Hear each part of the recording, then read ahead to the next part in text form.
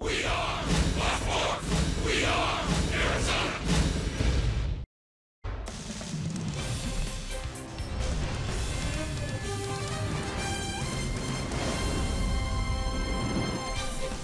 D-backs ready to make more history in Los Angeles as baseball celebrates Jackie Robinson Day. It's D-backs baseball brought to you by Sanderson Ford, and a chance today for a 7-2 road trip before we head back home. Also looking to make it 12 straight wins over the boys from Brooklyn. It's the D-backs and the Dodgers on Fox Sports Arizona. Good afternoon from Dodger Stadium. Welcome to the broadcast. Steve Berthiaume, Bob Brenly along the way. So many precedents for the D-backs here. Their best start ever at 11-3. 11 straight wins over Los Angeles and a chance today to make it 4 consecutive series sweeps of the Dodgers. But that's all backstory. The headliners today are the starting pitchers. One is winless, the other is unbeaten. And Bob, it's Zach Godley who comes into this one perfect so far. Yeah, these two guys hooked up back at Chase Field earlier this season, and it was the pitcher's duel we expected, much like today here at Dodger Stadium. Zach Godley, a perfect 2-0. His 0.64 ERA leads the National League.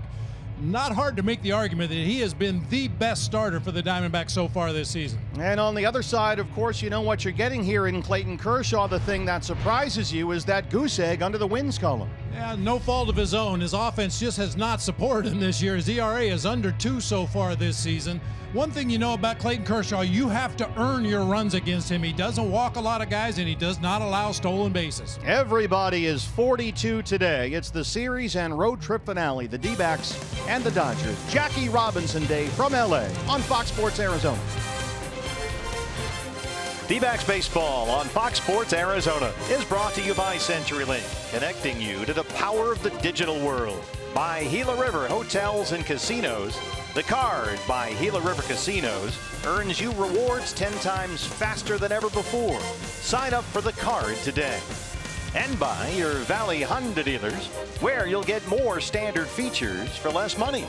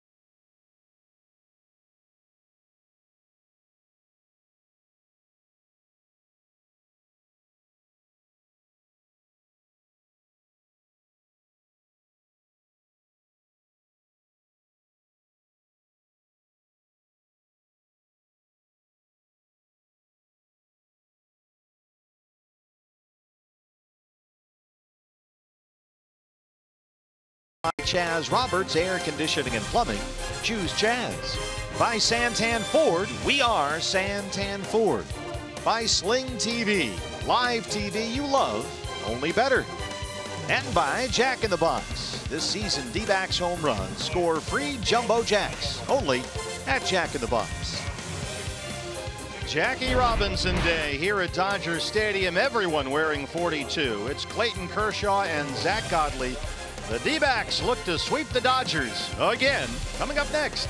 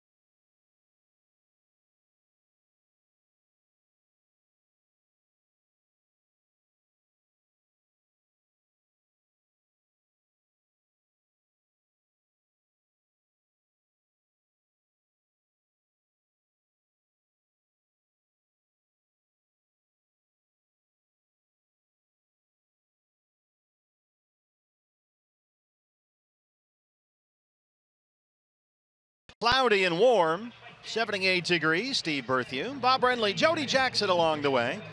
Dodger Stadium on Jackie Robinson Day. Always special to be here on this day in particular, as everyone around the major leagues is 42 today. The D-backs off to their best start in franchise history. 11-3. 5 of those wins have come against these LA Dodgers already.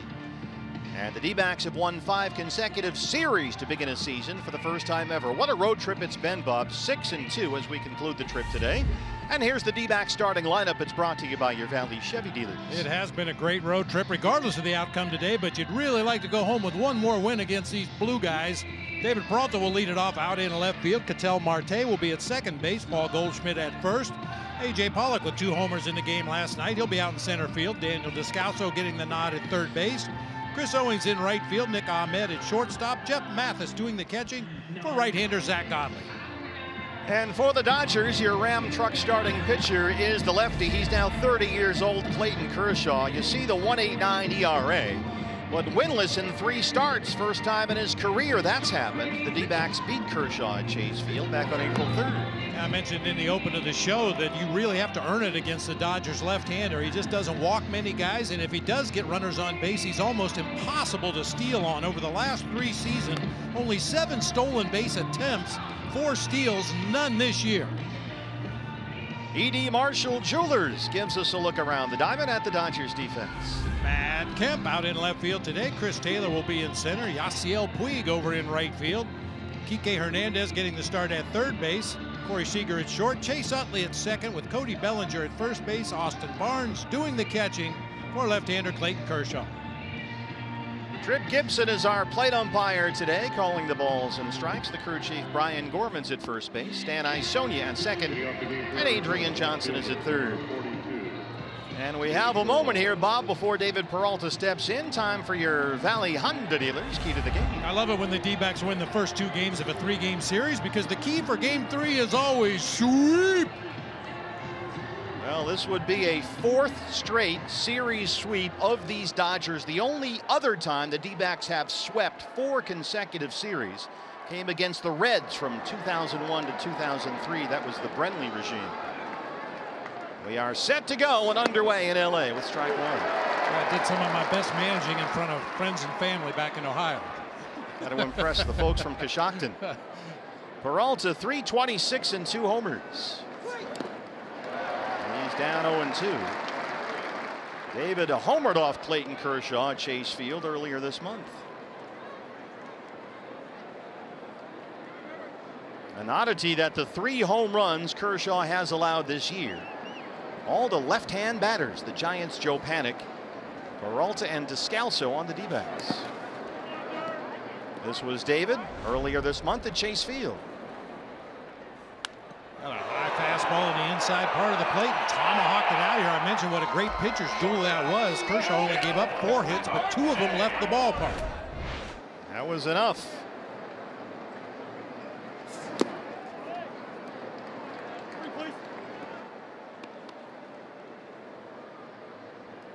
Kershaw lost here opening day 1-0 against the Giants. The Panik homer was the game's only run. And then beaten by the D-backs at Chase Field. Home runs to the lefties, Descalso and Peralta.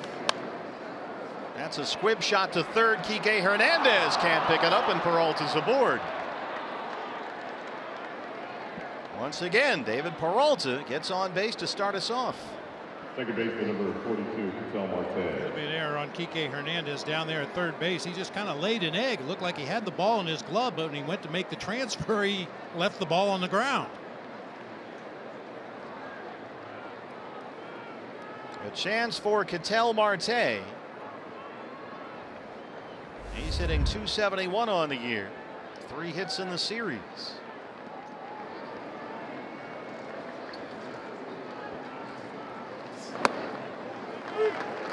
It's been Logan Forsythe at third base most of the season for the Dodgers. He went on the disabled list this morning, came out of the ball game in the 6th inning last night with some right shoulder discomfort. He was placed on the disabled list, so Kike Hernandez gets to start at third base today. Breivik Valera was called up from AAA to take Forsythe's roster spot. 0-2 on Ketel Marte.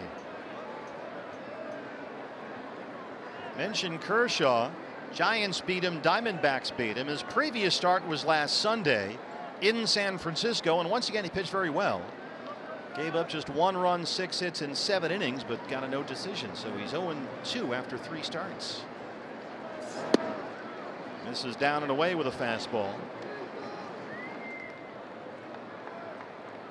Kershaw, through 3 starts, is throwing fewer fastballs than ever before in his career, less than 45% of the time. And the velocity is at a career low as well. It's just a tick over 91 miles an hour. And he's fishing with breaking pitches here. 2-2 on Ketel Marte. He throws both the curveball that you saw right there to Marte, the big over-the-top bending curveball. Also throws a sharp slider in on the hands of right-handed hitters. Goldie, a long home run here last night. He's on deck.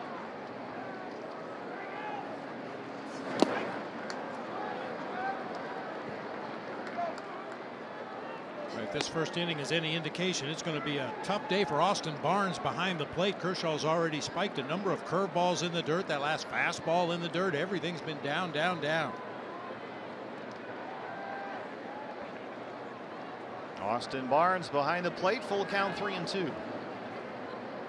Peralta holds it first. That one's fouled back. David is the 5th D-backs leadoff hitter to reach base in this series, the first 4 of all scored. And we talked earlier this week about how effective the D-backs have been this year, scoring in the first inning.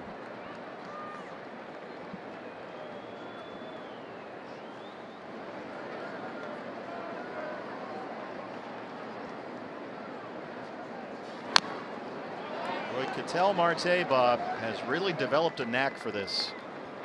These long, drawn-out at-bats. Still gets his swings in. You know, it's one thing to be a patient hitter, but sometimes a patient hitter is not aggressive when he gets a good pitch to hit. That's not the case with Marte. Boy, especially against left-handed pitching. That right-handed approach has really improved.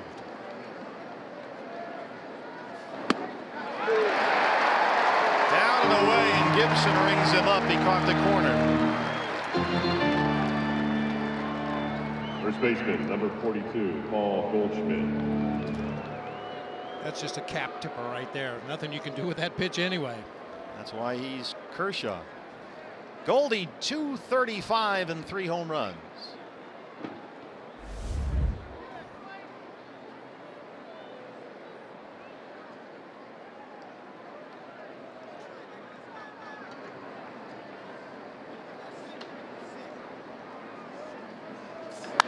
First pitch is hammered, just foul down the third baseline. Paul with 3 hits last night, including that long home run into the second deck in the left field corner. This was Goldie in the third. Well, this one left a vapor trail. The only question was fair or foul. He hit it right down that third baseline, as you said, about halfway up the second deck, just inside the foul pole. Off another lefty, Rich Hill, the starter last night.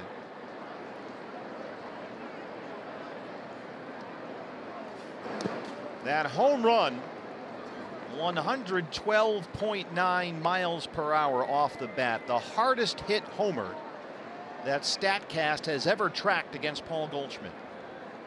And the hardest hit home run Rich Hill has ever allowed, 428 feet.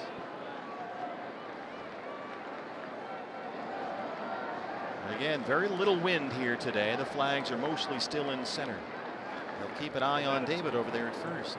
A little gallows humor. Pitchers always talk about giving up home runs. They'd rather give up a 500-foot bomb than a fence scraper. Why is that? Well, if you're going to give up a run, make it big, make it memorable, so you're on the highlight reels.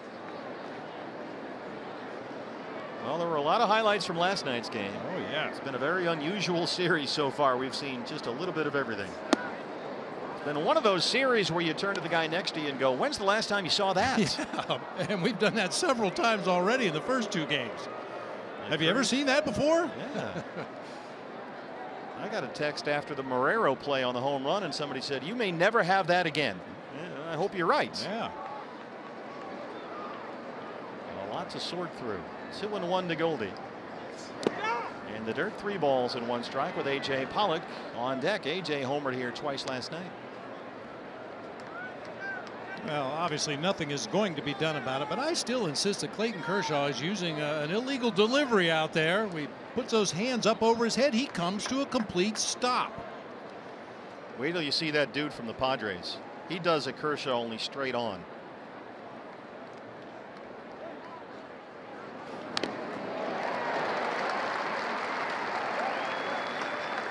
Maybe we can file some paperwork with the league office, so you're a lone voice in the darkness. Yeah. Once you win an MVP award and 4 Cy Youngs, whatever it is, you're pretty much immune to the rules. He has been the greatest of his era, no doubt about that.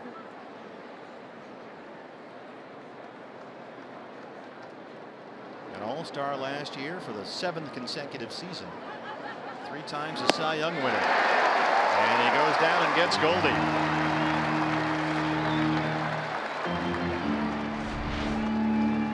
Yeah, Goldie did something unusual, went up to the plate against Kershaw and tried to cherry pick that first fastball, and after that Kershaw really went to work. A mix of breaking balls finally got him on that low fastball. AJ 294 and 3 homers, all 3 home runs coming on this road trip.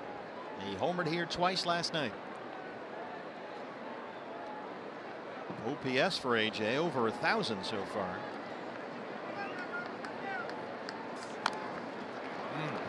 AJ 2 home runs. He knocked in 3, his 3rd career multi-home run game. Well, in an attempt to get the ball airborne a little more often this year, A.J. Pollock did that really well last night. Just absolutely clubbed a couple of balls to left field. Well, he's having problems walking this one off, and once again we'll see Ryan DePanfilo, the trainer from the D-back dugout, Torey Lovello out there as well. Here's another look at that foul ball. Fastball in. It's been a busy series for Ryan DePanfilo. We saw him Friday night when Zach Greinke had back spasms. Last night when Taijuan Walker had that soreness in his forearm. Taijuan on the DL today. And now he's out there to look at AJ. A little more airtime than Ryan DePanfilo or any trainer would like. When you see the trainer, that's usually not a good thing.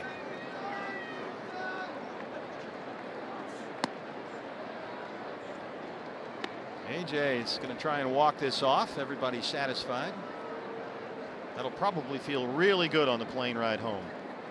Oh, it stopped hurting, right? I mean, he's staying in the game. Must have. Oh. That's not the case, huh? No. Unfortunately, an off day tomorrow, so hopefully AJ can gut it out through 9 innings today and get an ice bag on that thing on the flight home.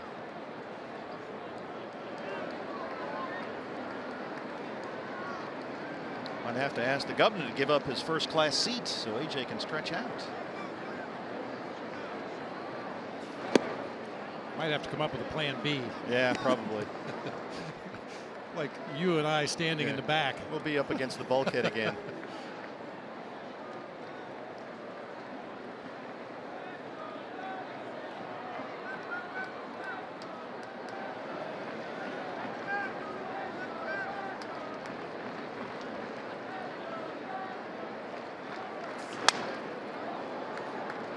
Ensign Taijuan Walker on the DL. AJ is going to need a new bat now. Silvino Bracho has been recalled from AAA Reno. He was on his way here this morning as they could use some help with the bullpen to finish out this one. And then maybe the first homestand against the Giants. They are not sure who would take Taijuan's start Friday when San Diego comes to Chase Field. That's still TBA.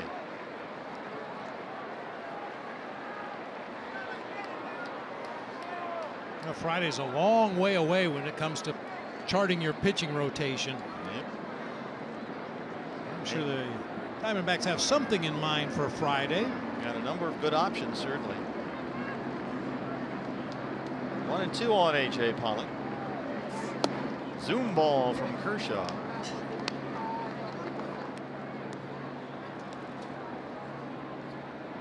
Every Diamondback so far has seen at least 5 pitches against Clayton Kershaw, who's about to throw his 24th in the first inning.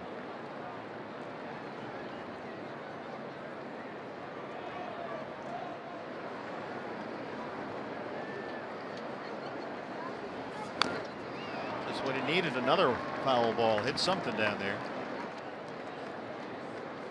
All the umpires wearing 42, all the players as well. 42 all over the major leagues today. See Trip Gibson behind the plate with that 42 on his sleeve. That's a nice touch. Yeah, Jackie Robinson made his major league debut back in 1947 on this day as a 28-year-old rookie.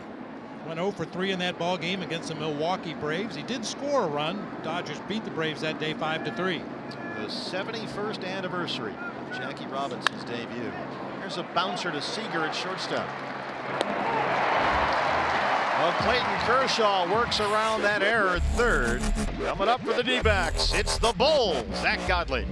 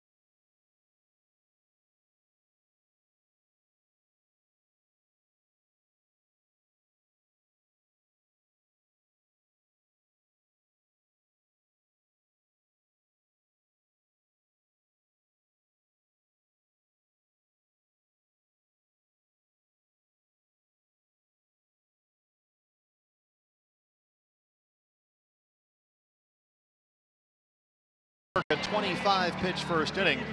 And here's a look at your Ram truck starter for the D-backs. It's the Bulls, Zack Godley. Not only is he 2-0 with wins over the Dodgers and Giants, but he's given up just 1 run in 14 innings. Well, one thing we know for sure with all the video scouting and advanced scouting in the game of baseball, Dodgers know that Zack Godley's going to throw a lot of curveballs today. See if he changes his approach at all against a team that should be very familiar with him. The Godley curveball has become one of the biggest weapons in this division.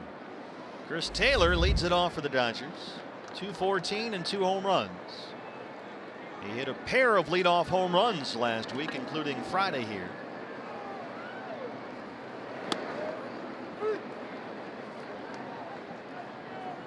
Against that Zack Godley curveball this season, opponents are hitting .079 with no extra base hits and 20 strikeouts in 38 at bats when they put the curveball in play.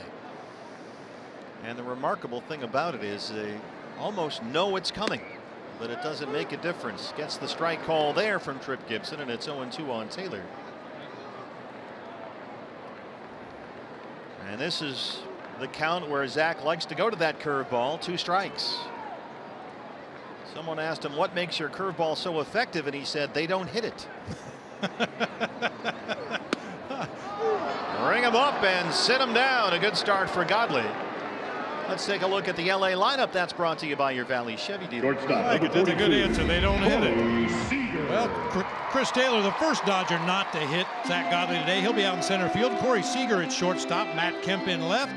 Cody Bellinger at first base. Yasiel Puig out in right field. Austin Barnes doing the catching today with veteran Chase Utley at second base. Kike Hernandez at third. And Clayton Kershaw on the mound. The shortstop, Corey Seager. First pitch swinging. Ketel Marte is there. Little juggling act for Ketel, but they retire Seager. Left fielder, number 42. E.D. Marshall Jewelers a look around the diamond at the D-backs defense. Peralta, Pollock, and Owings left to right across the outfield. Descalso, Ahmed, Marte, and Goldschmidt third to first across the infield. Jeff Mathis behind the dish for right-hander Zack Godley. Matt Kemp, 324 with a home run. He has struck out 4 times in the series.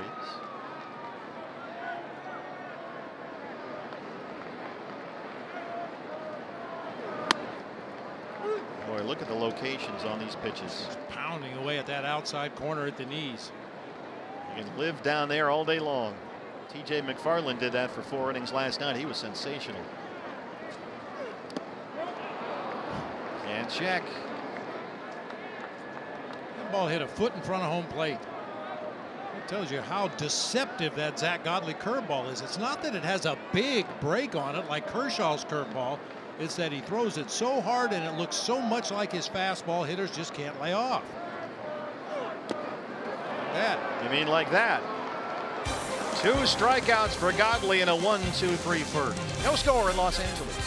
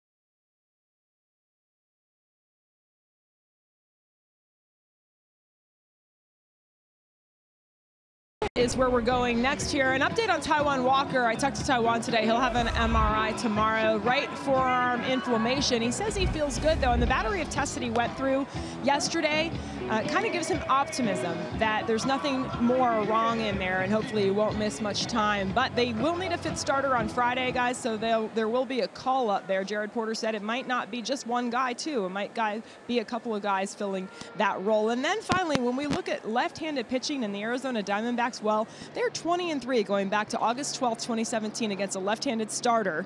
So they've been very good. Now, Clayton Kershaw, though, he's not your average lefty. They haven't defeated him here at Dodger Stadium since August 30th, 2012. Wow, good stat there, Jody. They beat the lefty Rich Hill last night, so Kershaw is a bit of a taller order, though. As Descalso leads off the second, he's in there at third base today. 212 and 2 homers. One of those home runs against Clayton Kershaw earlier this month in Phoenix.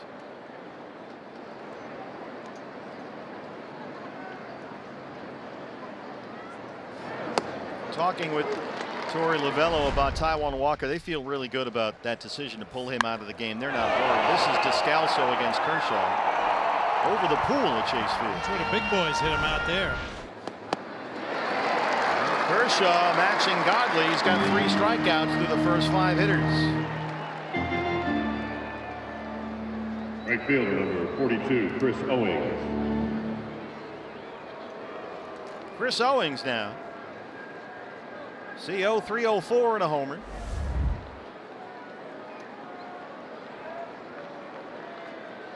You heard Jody use the word precautionary. That is underlined here with Taijuan. And Torey noticed the dip in velocity in the second inning last night. He said he wanted to go out there and just look him in the eye, have a face-to-face, and see where he was at. They talked with Ryan DePanfilo. Taijuan finished off the inning, of course.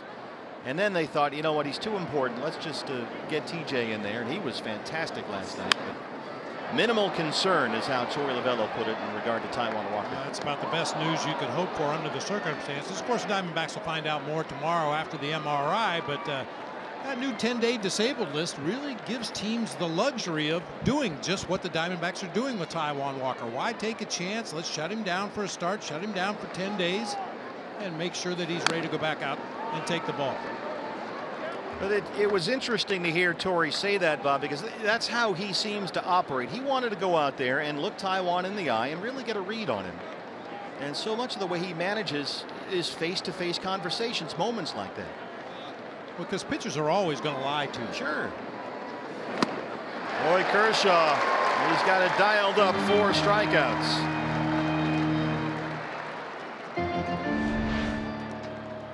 Shortstop number 42, Nick Ahmed. Boy, command is good, stuff is good in the early going. Find a way to score 1 today, boys. 1 might be enough for either side, the way these two have pitched this year. Nick Ahmed, the shortstop, 256, 2 homers. He homered here Friday night.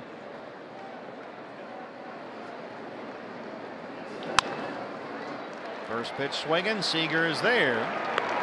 It's Kershaw and Godley, already a pitcher's duel at Dodger Stadium.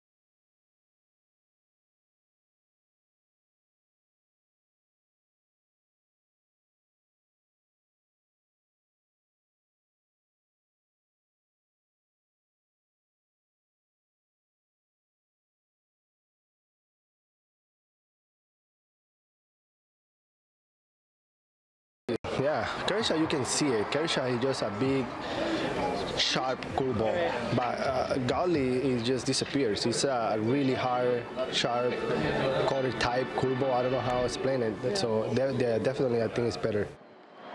Impressive from Gregor Blanco, former D-back, talking to Jody Jackson after Godley's last start at San Francisco. Yeah, and he's seen plenty of Clayton Kershaw over the course of his career, so he should know. Cody Bellinger leads off the LA second. There's strike one, another first pitch strike. Bellinger 300, he's homered twice. Doubled in last night's game, 3 hits Friday, including a home run. So far through 1.5 innings, we'll count Bellinger as well. 11 batters have come up, 11 first pitch strikes, 6 strikeouts, all on breaking balls. Nobody has hit the ball through the infield yet.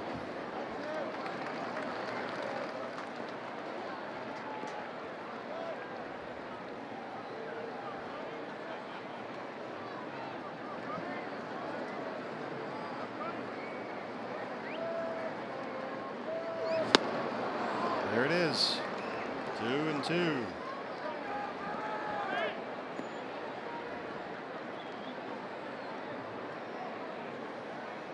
With that follow through that Zach Godley has, falling off the first base side of the mound, he'll be over there to cover. Nobody's going to beat him to the bag at first.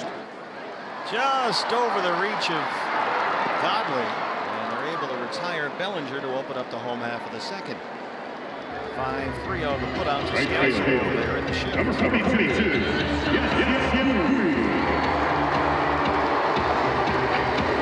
Puig. 220 on the year. He had a pair of doubles last night. He scored the Dodgers' only run.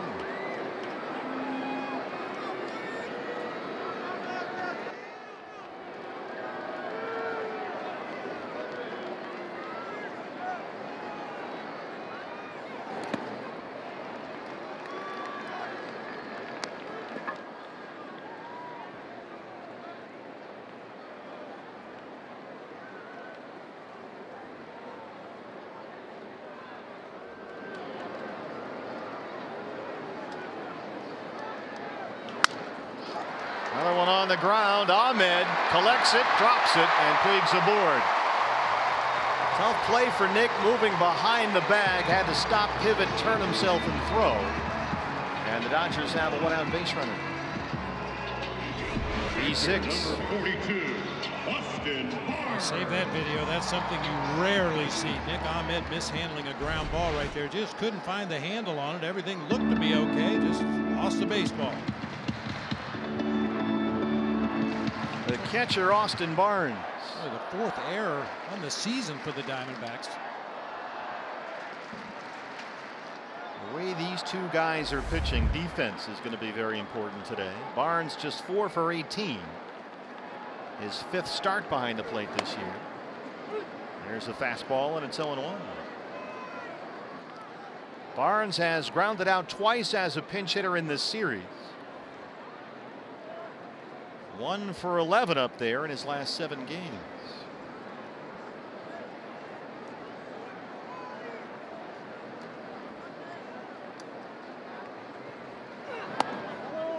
Just off the plate for Tripp Gibson, 1-1. Zach Godley, his first start this year against these Dodgers. 7 innings, 96 pitches. When the D-backs really needed that, that was coming off the longest game in Chase Field history. That 15-inning game of the series opener. He gave up only 4 hits in those 7 innings, had 11 ground balls in that start.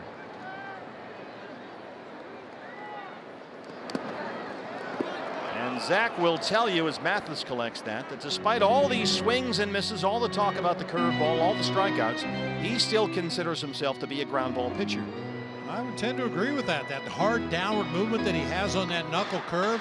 His sinker has good downward movement. The cutter's a little bit flat, but usually he keeps that out of the middle of the plate. So that sinker curveball combination, he's going to get a lot of ground balls. Yeah, he was asked after he dominated the Dodgers in that start, what was working for you? And he said, my defense. The guys around him. This is away again. And he's fallen behind on Barnes. 3 balls and a strike with Chase Utley on deck. That error by Nick Ahmed to start this inning, the 4th error of the season for the Diamondbacks, breaking a tie with the Boston Red Sox for the fewest in the major leagues. The Red Sox beat the Orioles today 3-1 and did not make an error in that game, so they're still stuck on 3. Looked like it was about 15 degrees at first pitch at Fenway Park today. Puig takes off. That's ball 4.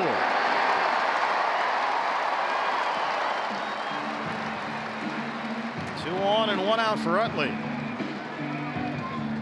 Second baseman, number 42, Chase Utley.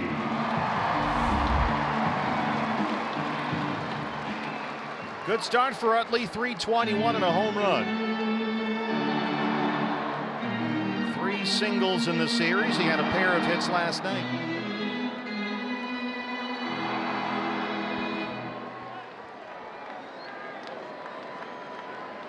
I'll be sad when Chase Utley retires someday. Won't get to hear Led Zeppelin anymore as his walk-up music. Nationwide Vision Center's eye on the game. There's the defensive alignment.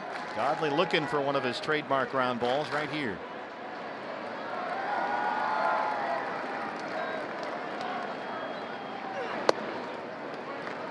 Away with a fastball, 1-0.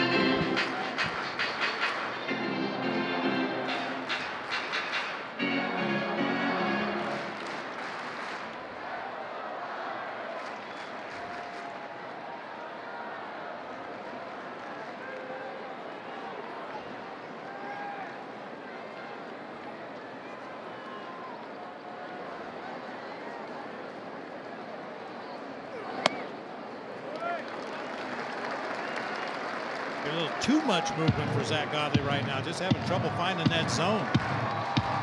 Some of those pitches have started in the strike zone, but that late movement takes him off the corner.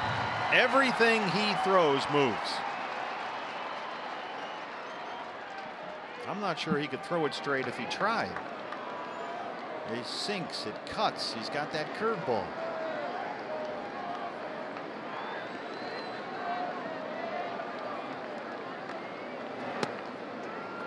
Look at that location right there. 2-1. Guys like Zach Godley, I think back to Brandon Webb. He was that way. Webb, he couldn't even play catch without the ball sinking all over the place. He is always, Zach Godley, just looking to keep the ball down and let the hitters put it in play. Puig at second and Barnes at first. 2 balls, 1 strike on Chase Utley.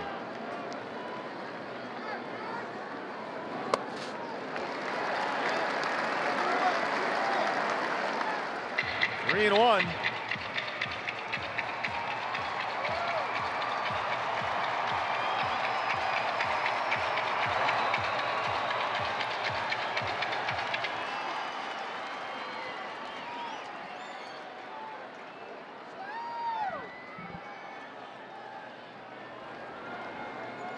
Chase Utley normally looks to pull the ball with nobody on base, but with runners in scoring position, he's been much more willing to hit the ball to the opposite field the last couple of years. Puig and Barnes on the bases. Both guys run well. Yanks that one foul behind George Lombard at first, and it's full 3-2. Kike Hernandez is the on-deck hitter.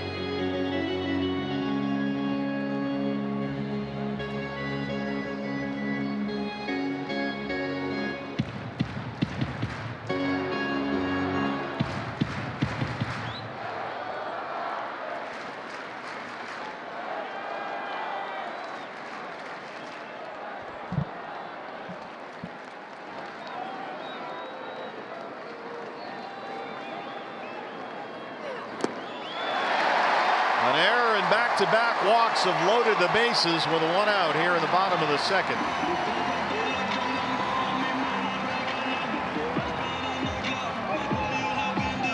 Third baseman, number 42, Kike Hernandez. Now this is a break the rhythm meeting right here. I don't think that he has anything mechanical to offer to Zach Godley, but after a stellar first inning when he punched out 2 of the 3 hitters he faced, just can't find the zone in this inning. I think Butch just wants to go out there and hit the pause button for a minute, try to break the momentum.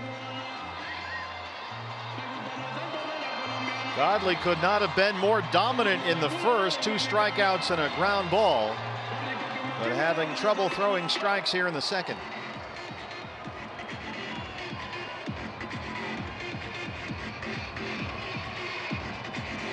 Trip Gibson out there to break this up.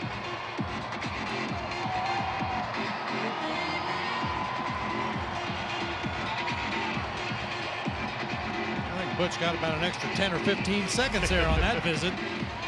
Well, because he probably went out there and said, "What'd you say?" Here's Kike. 182 and a homer. He singled last night. Puig, the runner at third. Austin Barnes at second, and Utley at first.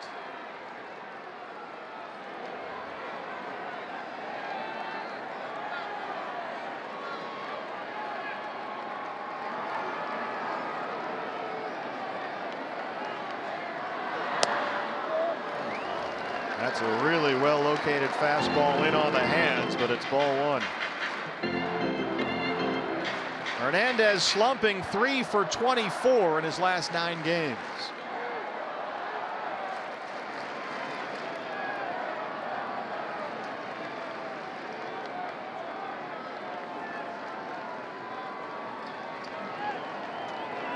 Got the pitcher Kershaw on deck.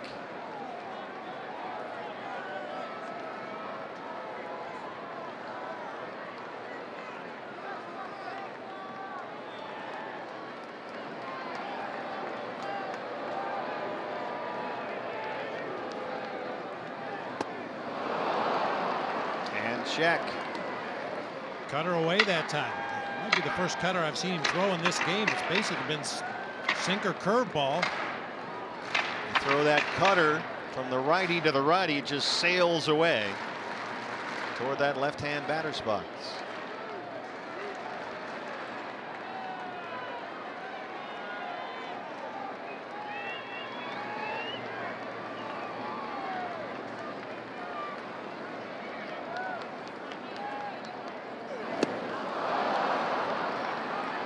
Another one.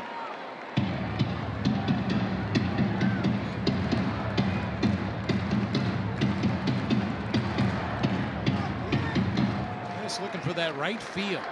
All the seams aren't exactly the same on every baseball. Sometimes the seams on one side of the ball, if you're holding a 2-seam fastball, will be a little bit lower than the seams on the other side of the baseball. That's why you see pitchers fiddling around out there with the ball so much.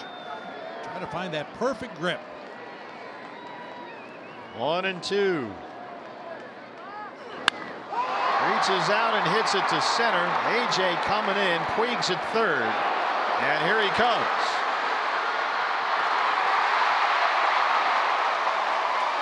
RBI for Hernandez, and it's 1-0 LA.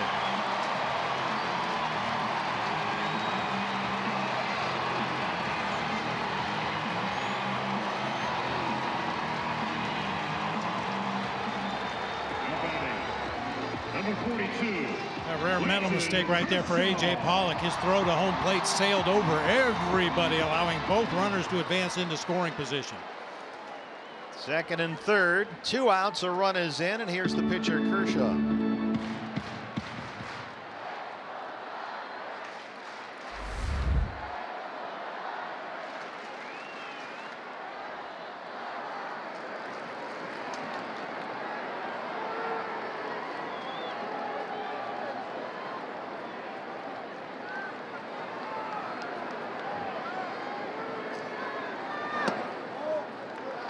Fastball is low, 1-0.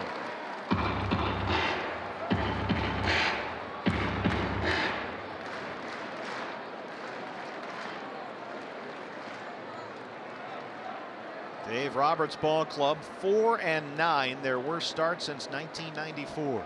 Currently last place in the National League West. Here's the tapper that stays fair for Goldie, and Godley gets out of the jam with only 1 run, but the Dodgers take the lead.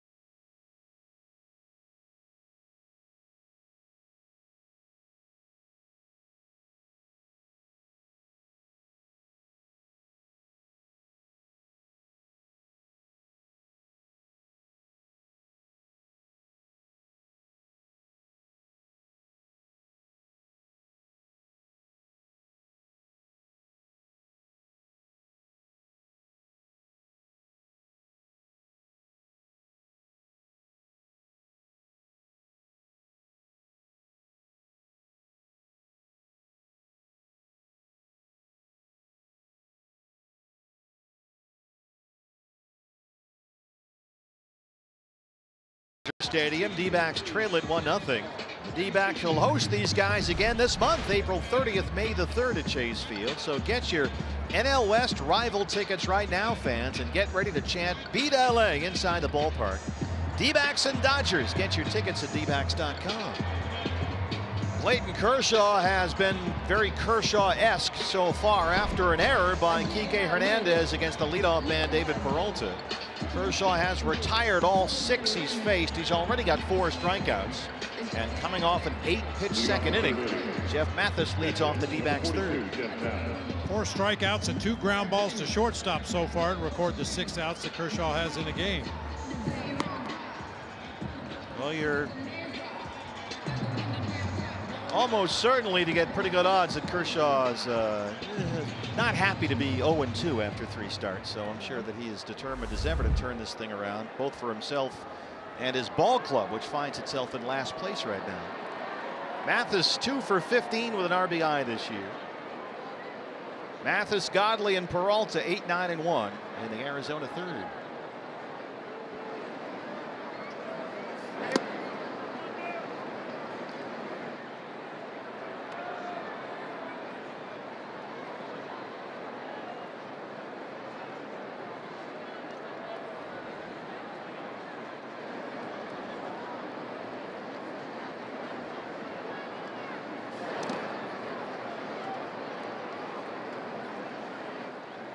Clayton Kershaw 18-4 last year. No pitcher in baseball won more games. And a 2.31 ERA that was best in the National League. Out of University Park, Texas.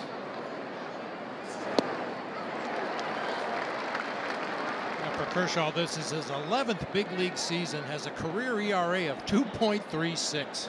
Wow. The lowest mark among pitchers with 1,500 or more innings since 1920. Kershaw has been a 3-time Cy Young winner. He has finished in the top 5 in the Cy Young voting each of the last 7 years. And he can hit, if he so chooses, the free agent market this winter. He's got an opt-out in the contract. And he's got 5 strikeouts through the first 8 batters. Pitcher number 42. So far, Kershaw done an outstanding job of keeping everything knee level or farther down unless he wants to elevate. We've seen him airmail a couple of 90-mile-an-hour fastballs up and away from right-handed hitters, but when he needs to be in the zone, he's down. Keeping that slider down. All 5 strikeouts for Kershaw so far coming on the slider. This is with a fastball there to Godley, and it's 1-0.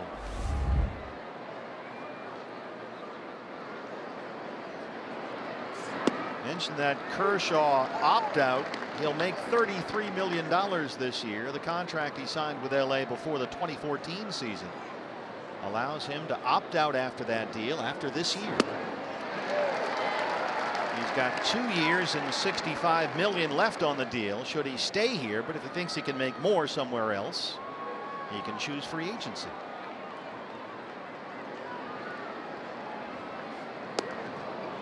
Zach doesn't bite on that high curveball. 2-2.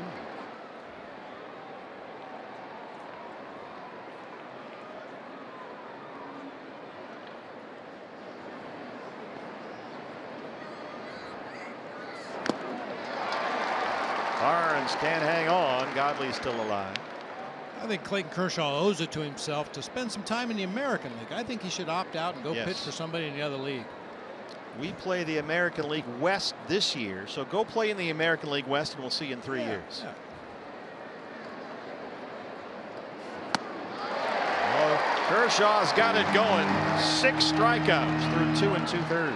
Hey fans, a D-backs home run today means a free jumbo jack tomorrow at participating Jack-in-the-Box locations with the purchase of a large drink. David Peralta has been the D-backs' only base runner. Kike Hernandez erred third to lead off the game.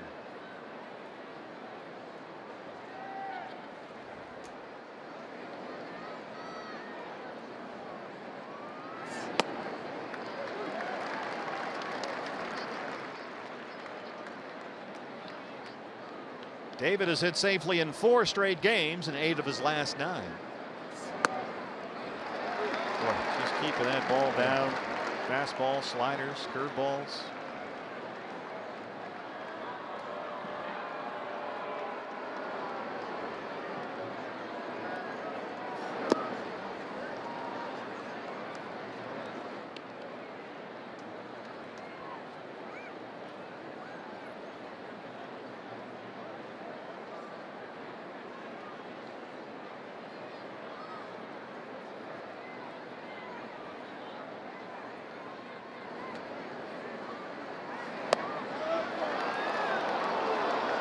Trip Gibson didn't bite. 2-2.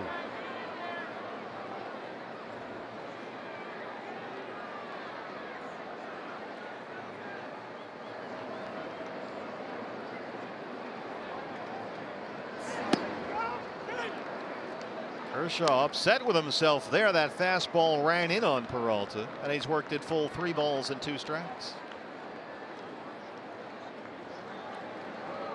Boy, Kershaw's fired up out there. Yeah, he is. I think you're right. He's not happy to be 0-2. Peralta hits one deep to center field. Taylor backing up, and it's over his head. It rolls back toward the infield. Peralta stops at second with a double. First Diamondbacks base hit. Now Kershaw's really going to be ticked off. Second base, Marte.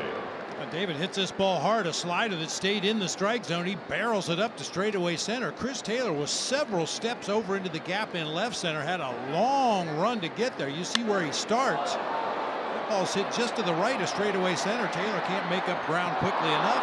Bounces off the bottom of the fence. A 2-out double for David Peralta. His 3rd double this year. He's hit safely now in 5 straight games. He's at second with 2 outs for Ketel Marte, who struck out looking his first time up.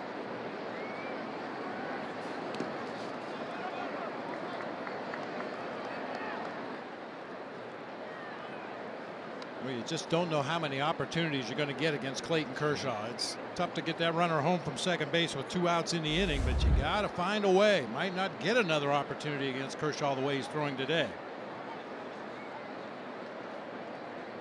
Dodgers lead at 1-0, but they've yet to get a base hit against Zach Godley. They had an error, 2 walks, and a sac fly for their run in the bottom of the 2nd.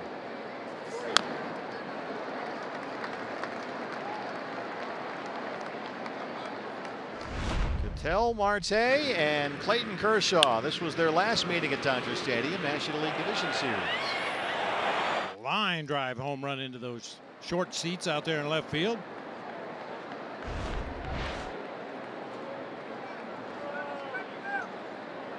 D-backs in that game hit 4 home runs against Kershaw.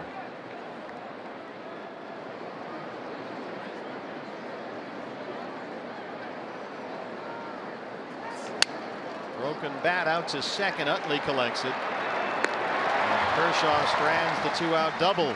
Dodger Stadium, D-backs trail at 1-0.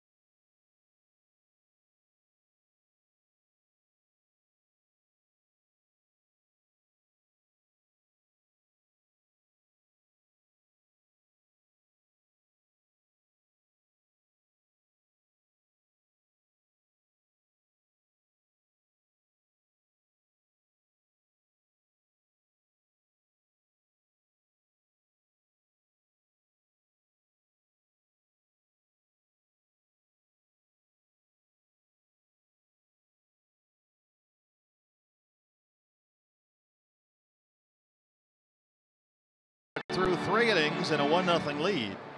D-backs fans, if you can't watch the games on TV, don't panic. You can stream them live on your mobile device. Use Fox Sports Go. It's presented locally by your Valley Honda dealers. Download the free app, take Fox Sports Arizona, and the D-backs with you wherever you go. Chris Taylor leads off the LA third against Zach Godley. Taylor struck out looking to lead it off for LA.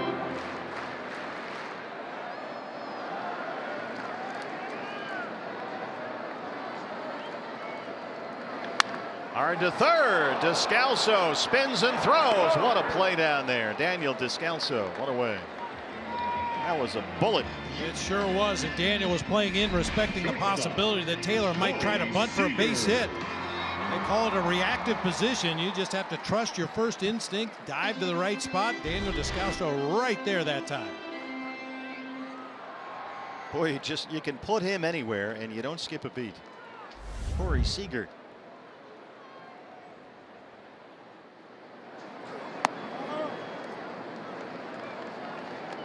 We saw Adrian Johnson at home plate last night here. Had a very wide strike zone. Trip Gibson a lot tighter here this afternoon. Those pitches right around the edges being called balls, which is what they are. But Adrian Johnson was a little more girth, if you will, last night. A little more liberal on the edges.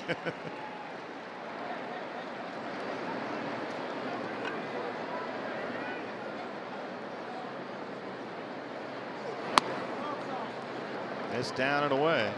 Well, that's the pitch he wants the left-handed hitters to chase. That sinker that starts right in the middle of the plate and then dive bombs out toward the outside corner. He wants those lefties to swing at that out near the end of the bat, get that easy ground ball. And we see that happen with Zach Greinke against these guys, Bob. What do you do when you give them things you want them to swing at? They don't. Then you've got to recalibrate if you're the pitcher out there. You have to make an adjustment, scoot the ball over onto the zone just a little bit more and hope they keep taking it. 3-1 on Seager. Kemp on deck. That's the third walk so far issued by Zach Godley. This can happen to Zach from time to time. His ball just moves so much it can be hard to command.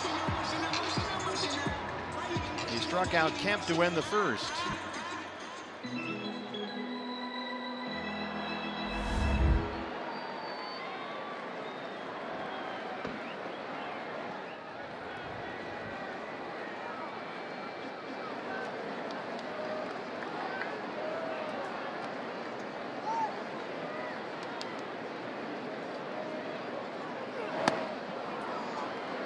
Fastball down, a swing and a miss by Kemp. He was already punched out 5 times in this series.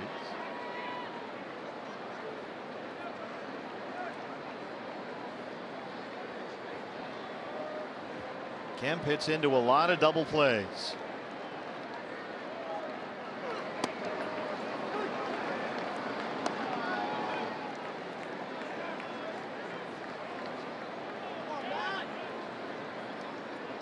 Kemp last year in Atlanta led the National League in grounding into double plays. Godley ahead 0-2.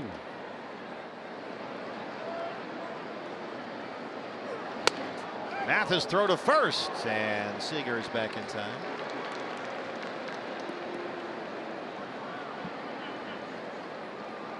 I like that once in a while from a catcher. Whether you pick the guy off or not, it goes on the advance reports for all those scouts sitting behind home plate. And when you have a series against another team, it'll come up. Watch Jeff Mathis picking to first base.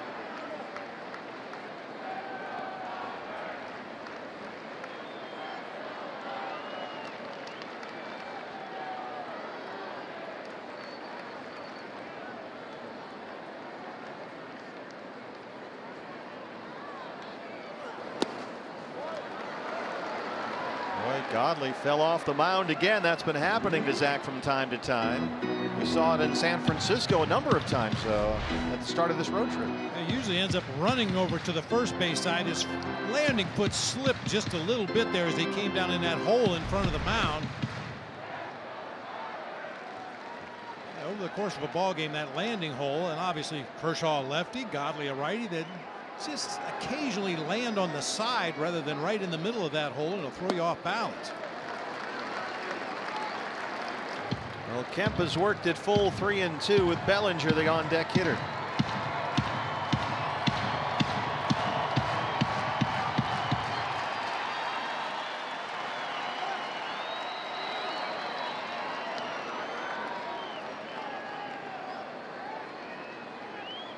Seager holds it first, and that one misses.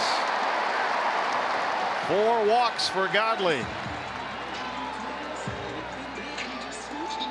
First baseman, Cody Bellinger.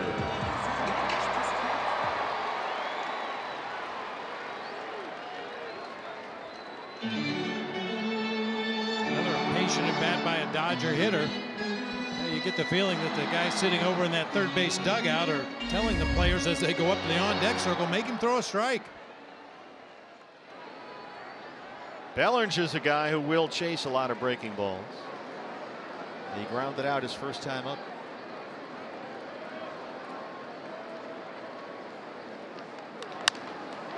Off Godley, and Bellinger's aboard. It just trickled out there to no man's land, and Godley couldn't chase it down. The Dodgers have the bases loaded, and that should be their first base hit in the ball game. Looked like a potential double play ball hit back to the mound.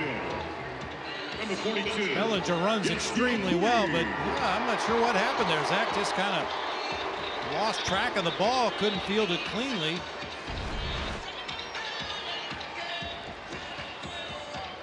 Mike Butcher, another mound visit. They put a base hit up on the board. Usually when the ball's hit back to the pitcher, they're going to give the hitter a hit most of the time.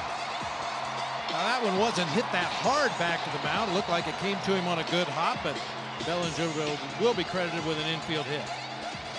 If it had just stayed anywhere near Zach, they would have at least gotten Bellinger. But it just kept rolling out there towards second base, and there was nobody out there. So now he's in a bases loaded 1-out jam, and Puig is the hitter. He reached on a Nick Ahmed error his first time.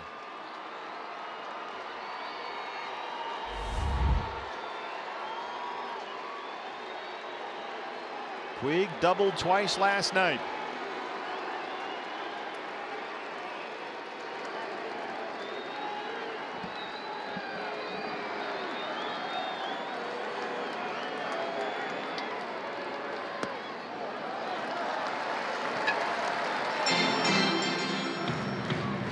Say this for Trip Gibson, for the most part he's calling the balls balls and the strikes strikes. That one was low. Nationwide Vision Center's eye on the game. Seager at third, Kemp at second, and Bellinger at first.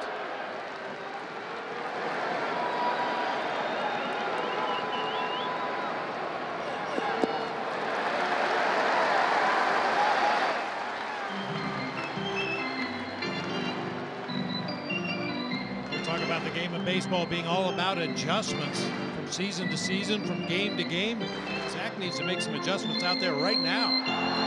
Well, Godley struck out 2 Dodgers in a 7-pitch first inning, but he backed that up with a 24-pitch second, and now he's got bases loaded in the third.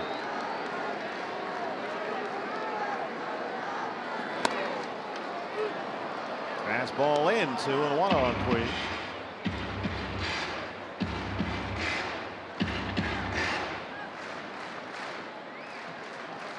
Puig is another guy who will hit the ball on the ground. 3rd in the league last year and grounding into double plays.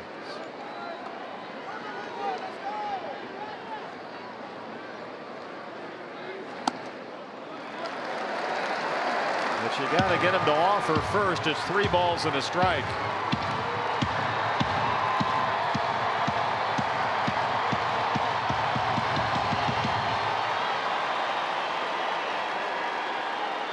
.42s all over the bases for Los Angeles.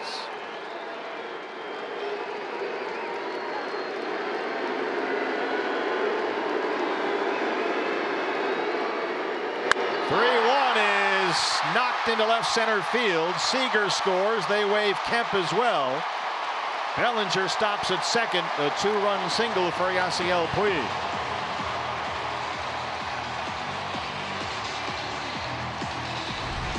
Well, obviously that's a danger you run, falling behind a good hitter. 3-1. He knows you've got to throw a strike. Bases are loaded. A walk drives home a run, and Puig was ready for that fastball and roped it into the gap in left center field.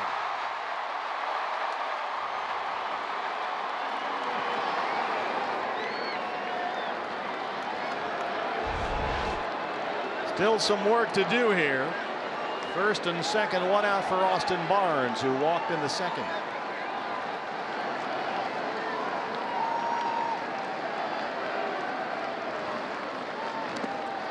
Mathis has to get way out there to keep that one in front.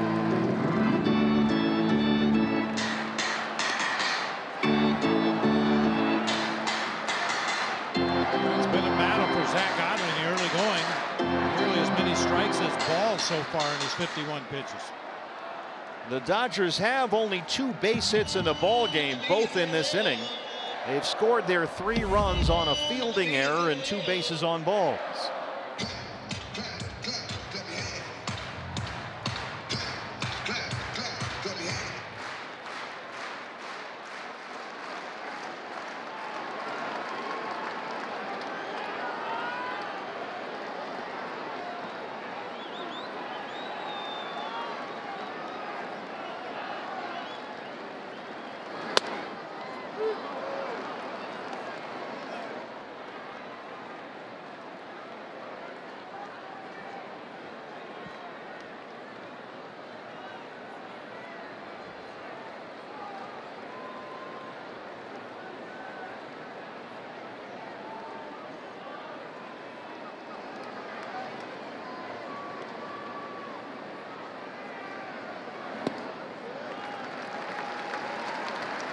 Two and one.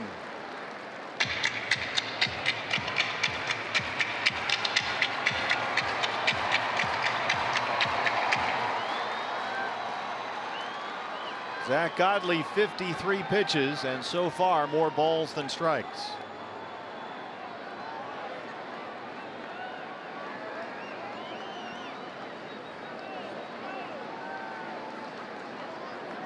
Zach Godley's going to have to find a way to work through this, get his command back somehow. And pitchers will tell you that if you start 30 games a year, 5 times you'll feel like you have no hitter stuff when you leave that bullpen. 5 times you feel like you might not get out of the first inning.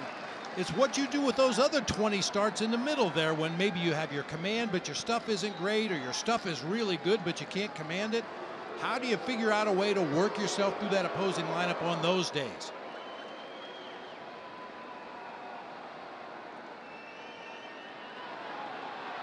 Well, Zach Godley still looking for that answer here, behind on Barnes. 2 balls and a strike.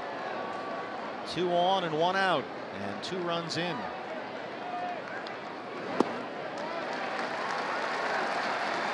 Three and one.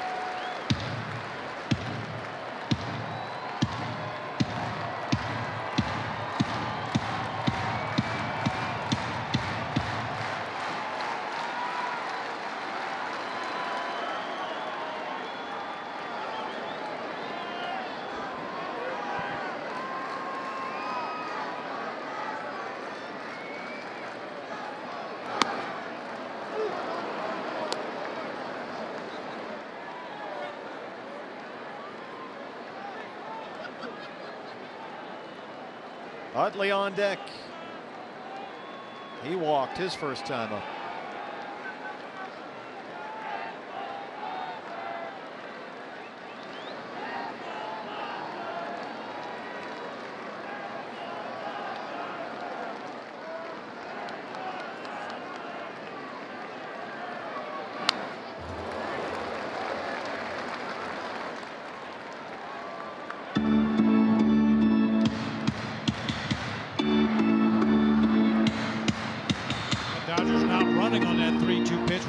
In the inning, but Chris Woodward, the third base coach, just went through a long series of signs to Cody Bellinger.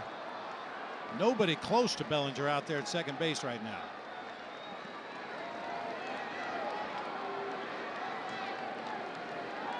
Bellinger at second, Puig at first.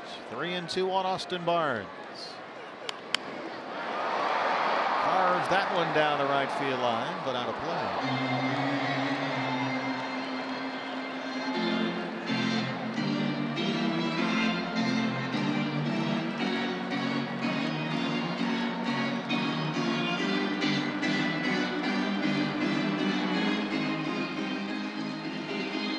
Barnes has always been a pretty disciplined hitter up there. He rarely chases pitches out of the strike zone.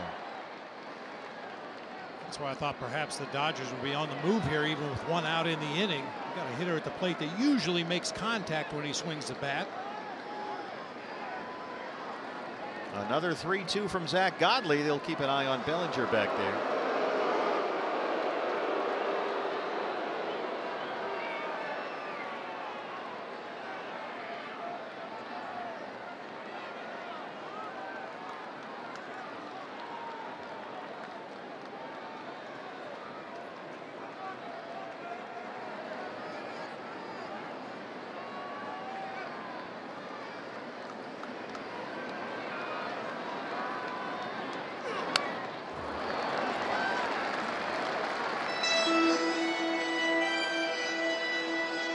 Sneaking up on 60 pitches here in the third inning. For a guy that had a 7-pitch first. First he needs to get out of this jam, and then he needs to have a couple of real short pitch innings somewhere in the very near future.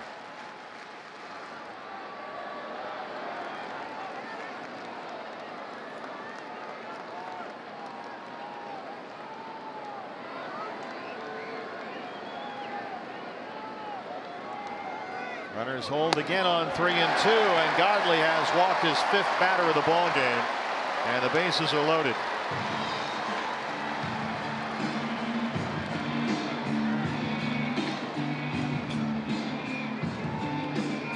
Second baseman, Chase Utley.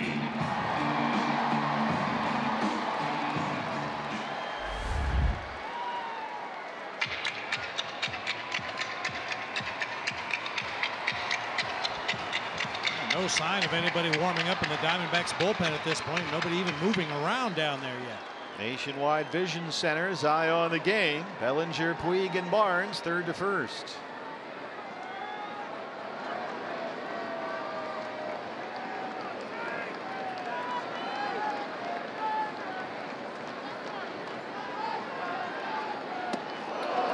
Felt the bullpen was already a little overworked at the tail end of this road trip. That's why they brought up Sildino Bracho when they put Taijuan Walker on the DL today.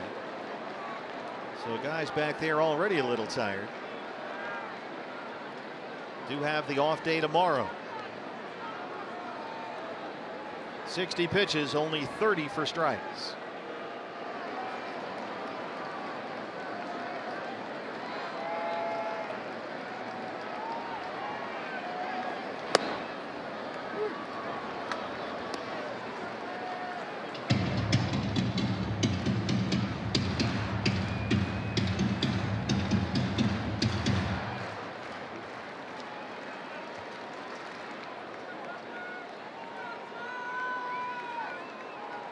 Dodgers have 3 runs. They still only have 2 base hits in the ball game.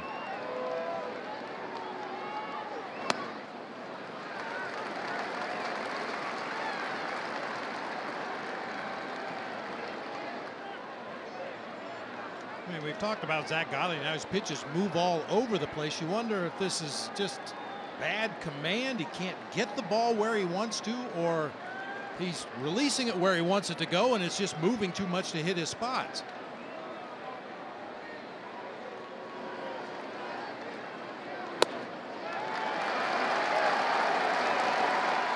Three and 1. He's already walked 5.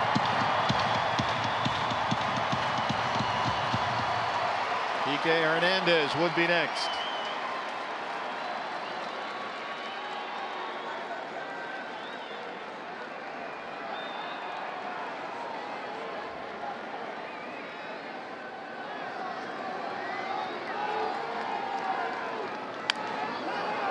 In the D-back dugout, full count 3-2.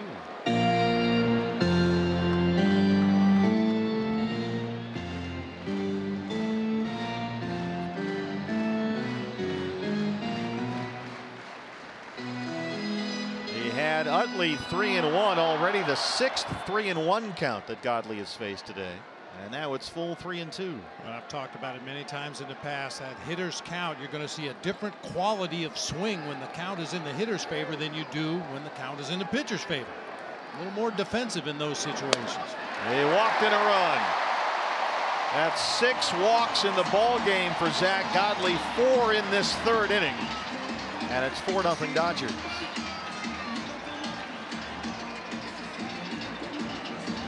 Third baseman, DJ Hernandez.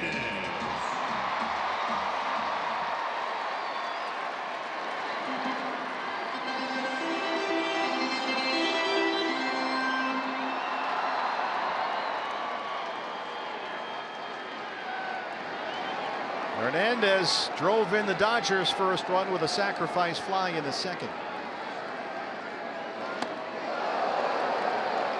Let's try to overthrow that curveball.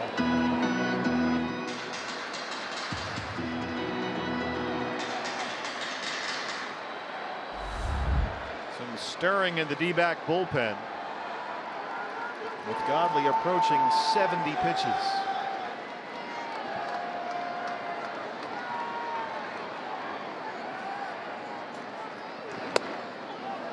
One and one.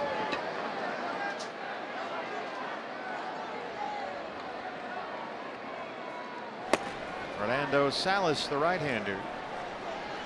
We saw Salas throw 20 pitches in working 1 inning last night.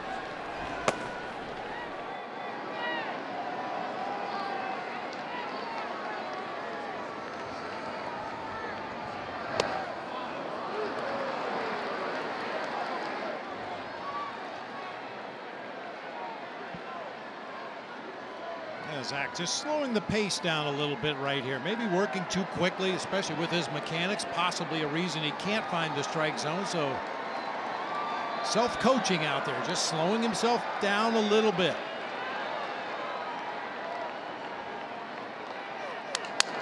Broken bat dribbler to third. Descalso coming home. Mathis able to get the foot down on the plate, and they get the force on Puig.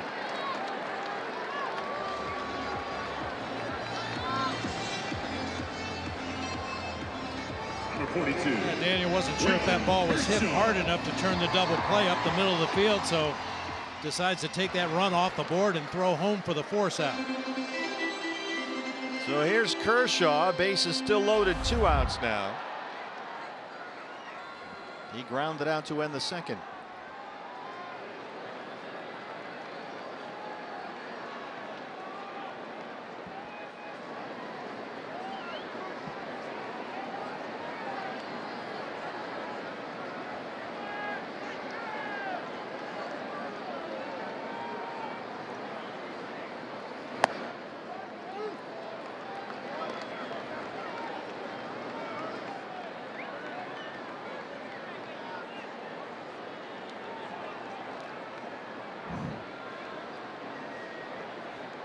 At least a 40-pitch 3rd inning. Wow. After a 7-pitch first. 0-2 on Kershaw.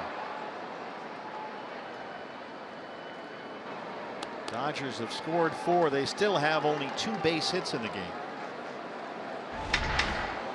Kershaw looked like he fouled that off his front foot. Maybe the shin. See if that has any effect on him when he goes back out to the mound.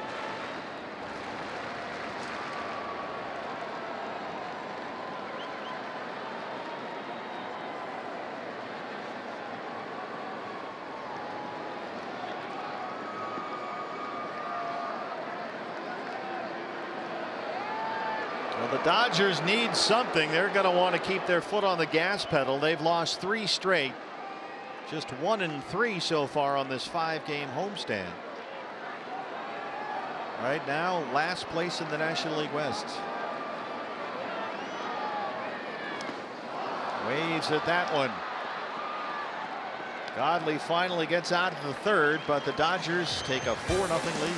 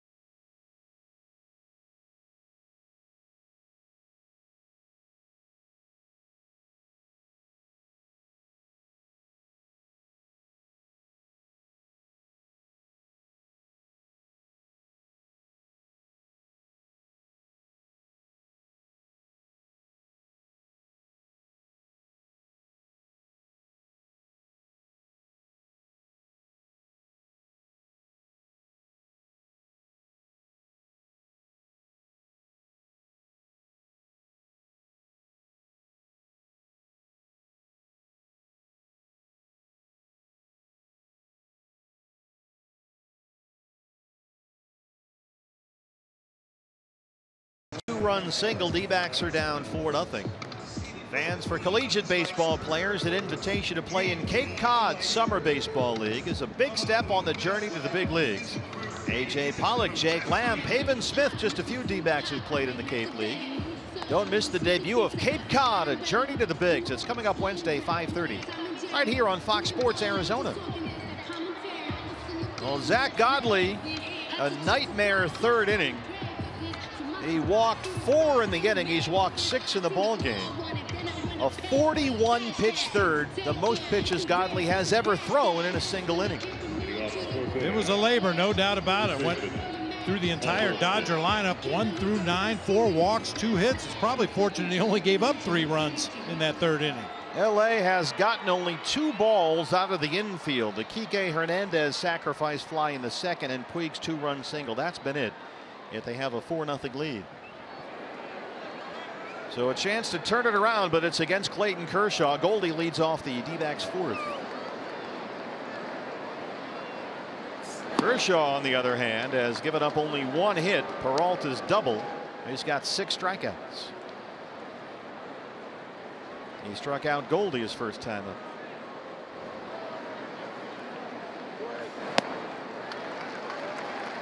And continuing to pound that bottom of the strike zone.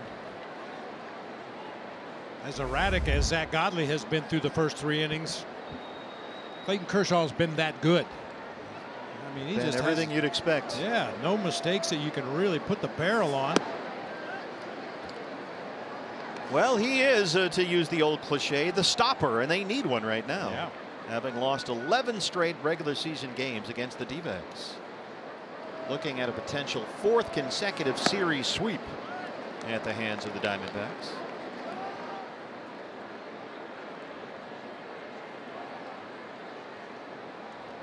A.J. Pollock on deck.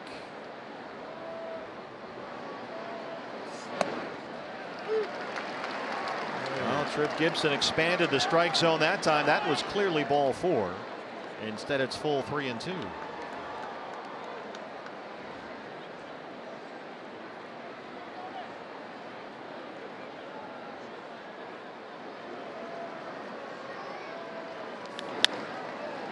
Over Kershaw, Utley around the bag, and Bellinger able to keep his foot on the base. Goldie should have had a base on balls. Instead, it's a ground out to start the 4th.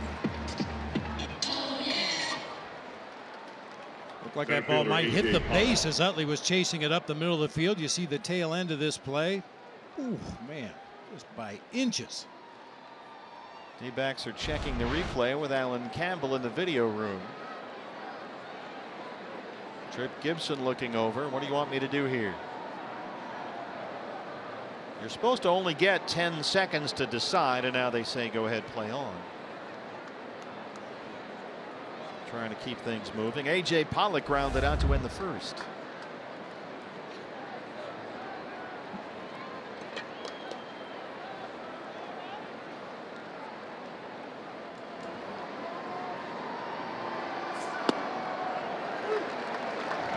That strike zone's getting bigger. Yep. Man, it's so annoying when you hitting coach. You teach your hitters swing at strikes, swing at strikes, swing at strikes. So you discipline yourself. You say you're not going to chase any bad pitches, and then the umpire calls it a strike anyway. And then Kershaw backs it up with that, and he's ahead 0-2. Well, Trip Gibson had been pretty consistent through 3 innings, but things are getting a little larger here in the 4th.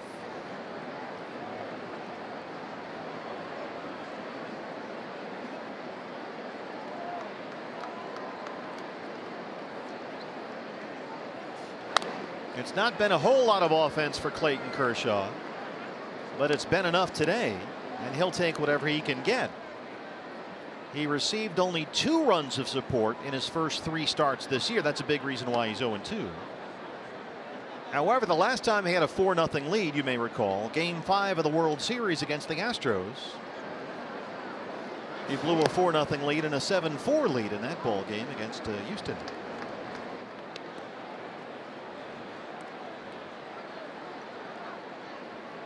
So it can be done. As a hitter facing one of the premier pitchers in the game, you just tell yourself, I have to take advantage of every mistake he makes, because he makes so few mistakes. 7 strikeouts, 2 down in the 4th. Baseman Daniel Descalso. That's a hard slider down and in.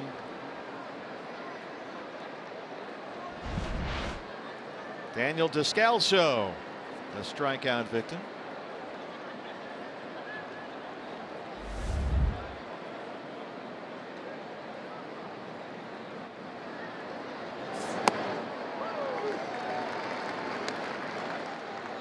Mentioned the fact that Kershaw can opt out after this year, opt out of his contract. That's not something he's talking about until the season ends. He said during spring training, I will not entertain people on the opt-out question. Let's not even bring it up until after October. But one thing he did say was like, look, I've been everywhere now. I've been around. I know what it's like in other places, so I know what's out there. Yes, he went, says Adrian Johnson. Kershaw threw 4 with 8 strikeouts and a 4-0 lead.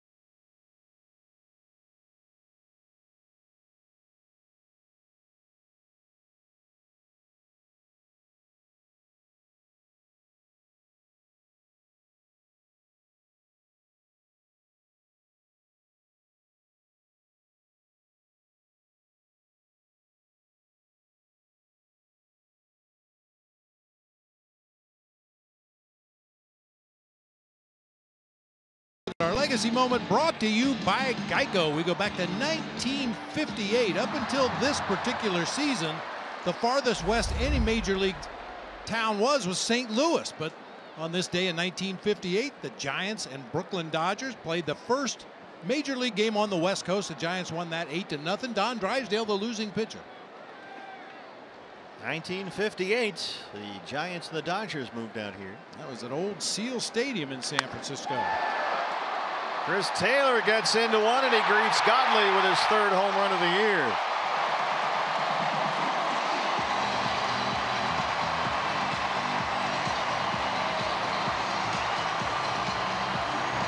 Zach Godley coming off a 41-pitch 3rd.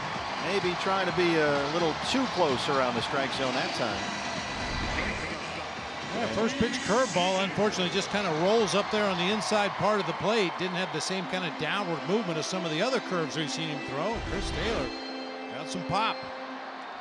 Taylor's 2nd home run of this series. Here's Corey Seager.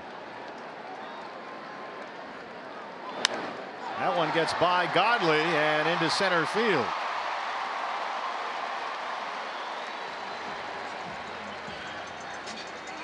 Dodgers jumping on first pitches here.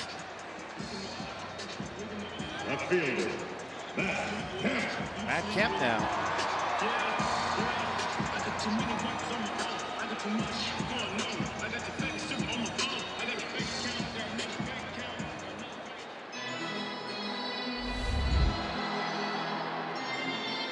Hard to imagine a scenario where a starting pitcher has a 7-pitch first and a 41-pitch third. 3 of LA's 4 hits have been on the first pitch from Zach Godley.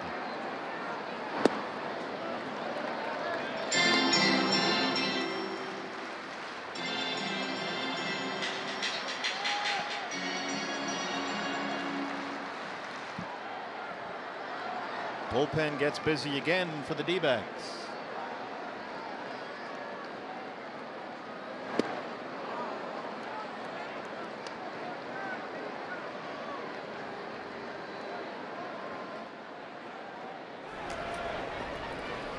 Number 42 is up.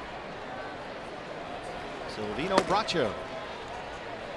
Just recalled from Reno today. Taijuan Walker on the 10-day disabled list.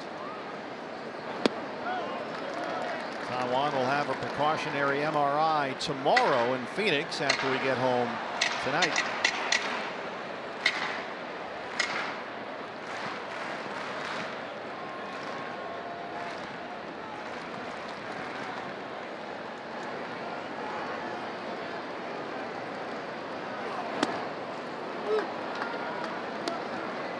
Two and two on Matt Kemp. He has struck out and walked.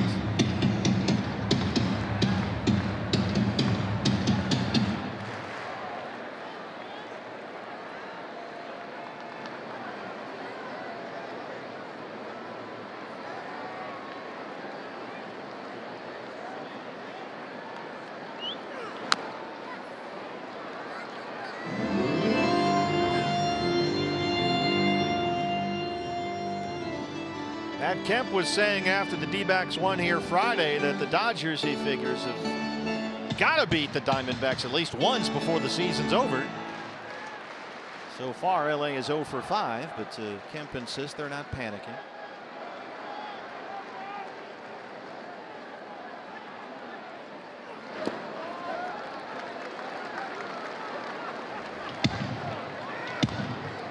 Full count, 3 and 2. We know how patient Torrey has been with his starting pitchers throughout his tenure here in Arizona, but I think this could be Zach Godley's last pitch if he doesn't get this out.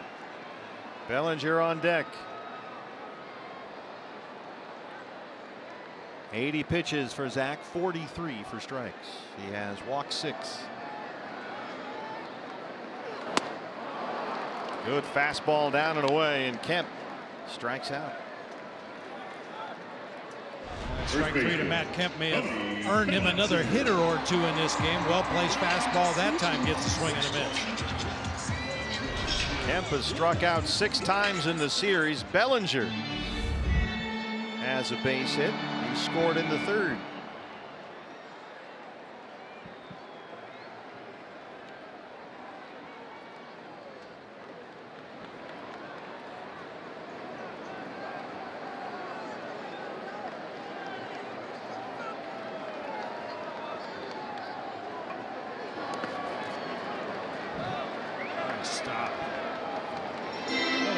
Deal with right there. You got the left-handed batter standing in the box. You got all the holes that they've been digging in that batter's box. You got to deal with the batter as you slide over to your right and try to block that pitch that hits nearly in front of home plate. Nice job, Jeff Mathis.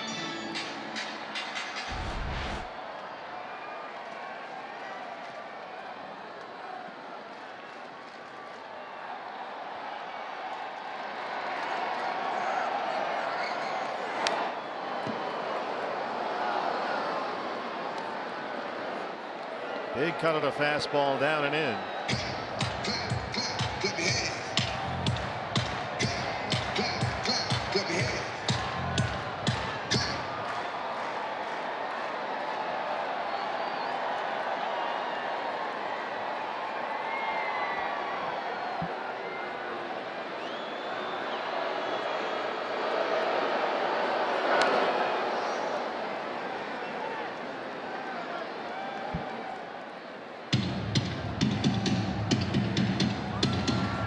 Godley's spot in the order is due up 4th in the top of the 5th inning.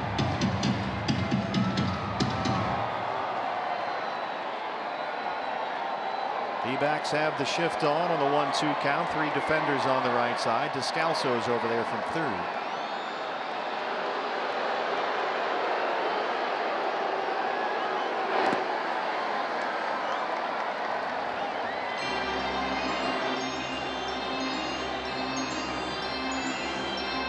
previous 2 starts, Zach Godley could throw that curveball for a strike almost on command.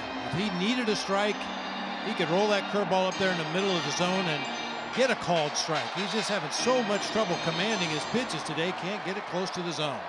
Bracho is ready in the bullpen. Nationwide Vision Center's eye on the game. Descalso in front of the second base umpire Dan Isonia. Another one low. Full count, 3-2.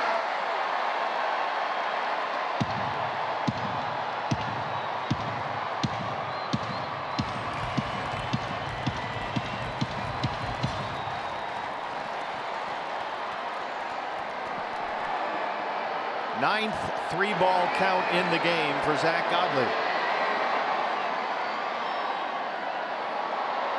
Seager takes off. Goldie's got it at first, and that's it.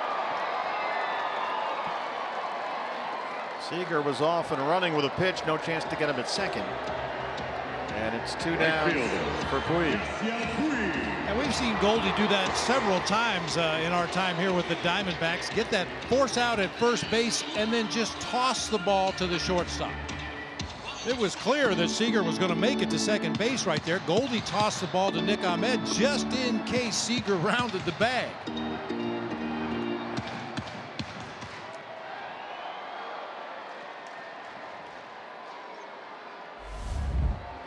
Puig has reached on an error. He's got a 2-run single.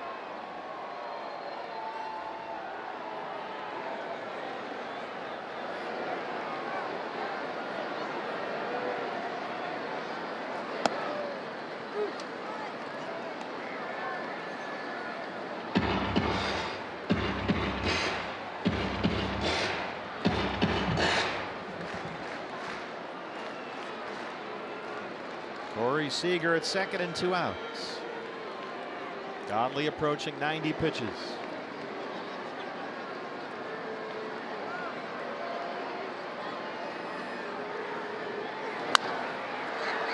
Descalso in front of Ahmed. Throw pulls Goldie off the bag. Quick hands, and he applies the tag to win the inning. The Taylor's homer has made it 5-0 Dodgers.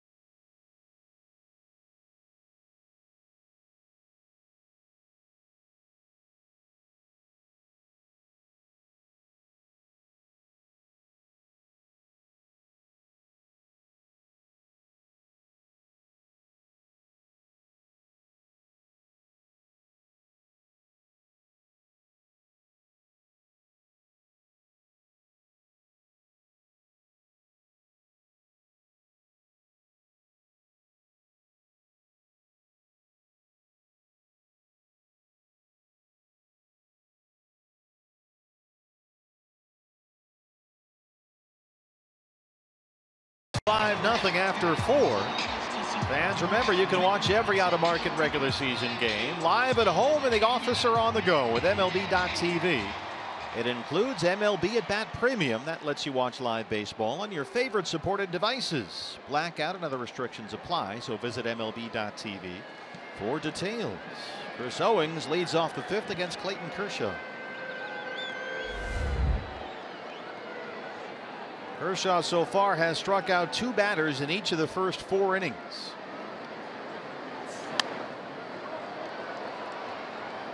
He's given up only one base hit. Peralta's double with 2 outs in the third. All 8 of his strikeouts have come on the slider. The reputation of Clayton Kershaw is fastball, curveball. So you see that slider, it's kind of in between, has enough movement down and into the righties. He's got some swing and misses today. All the outs for both teams have been either strikeouts or on the ground. The only out recorded in the air for either side was the Kike Hernandez sac fly in the second that made it 1-0 LA.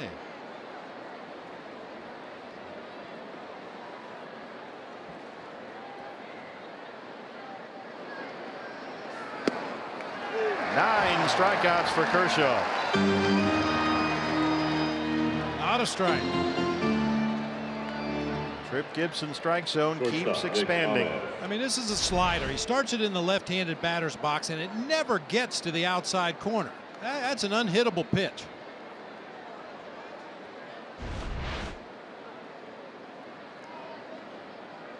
Kershaw 70 pitches, 48 strikes. Here's Nick Ahmed, who grounded out to end the second.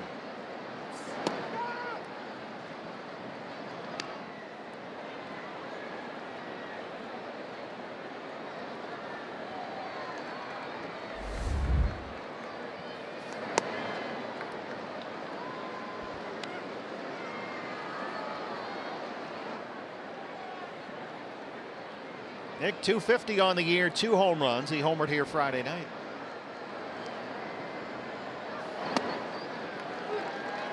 His home run was the difference in that ball game. D-backs won it 8-7 last night, a big 9-1 win. They trailed this one 5-0.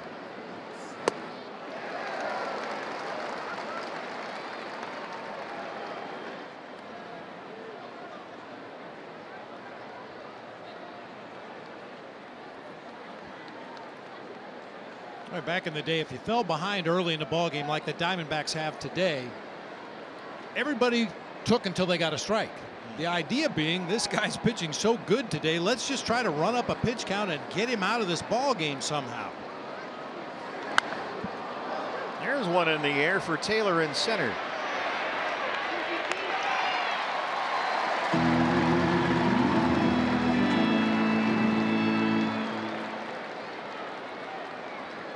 You used to try to do anything you could to throw off the rhythm of the guy that's out there putting zeros on the board. Step out of the box, take your time getting in there from the on-deck circle. Get something in your eye, tie your shoe, anything to try to disrupt Clayton Kershaw's rhythm right now, because he is dealing. He's retired all 6 he's faced since the Peralta double. Jeff Mathis now. Looks like Christian Walker in the on-deck circle, ready to hit for Zach Godley.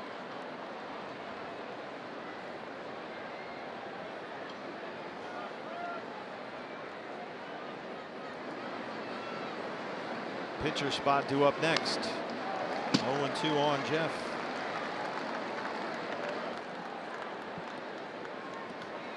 Bracho has been ready down there in the bullpen for a while now.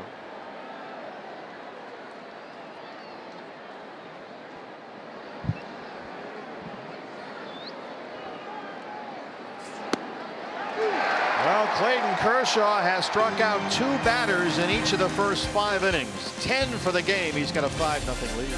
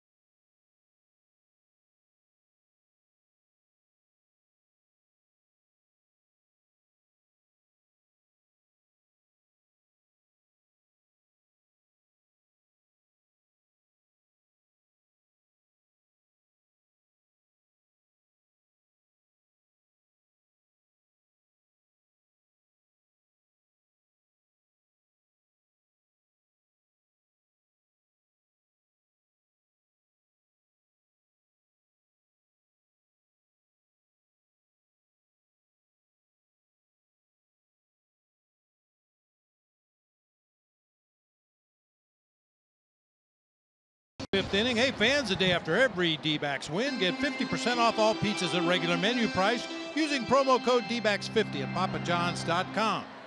Torey Lovullo was all set to pinch hit for Zach Godley there, but Mathis's strikeout ended the top of the fifth, so Godley back out there for the home half, and Austin Barnes leads it off for LA. Trying to get one more inning out of Zach Godley, who's right now at 90 pitches, 50 strikes. Barnes has walked twice. Godley has walked 6.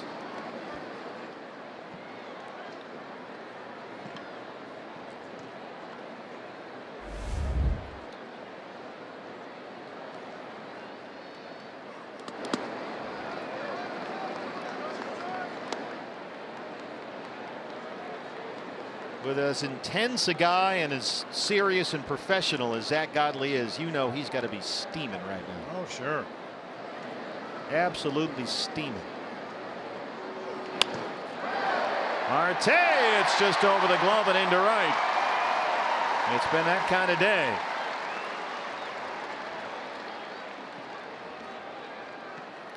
Second baseman, Chase Utley. Yeah, Torrey on his way out to the home plate umpire. We're going to get a double switch here with that pitcher spot due up first in the top half of the 6th inning. Looks like we're going to see another catcher in the ball game.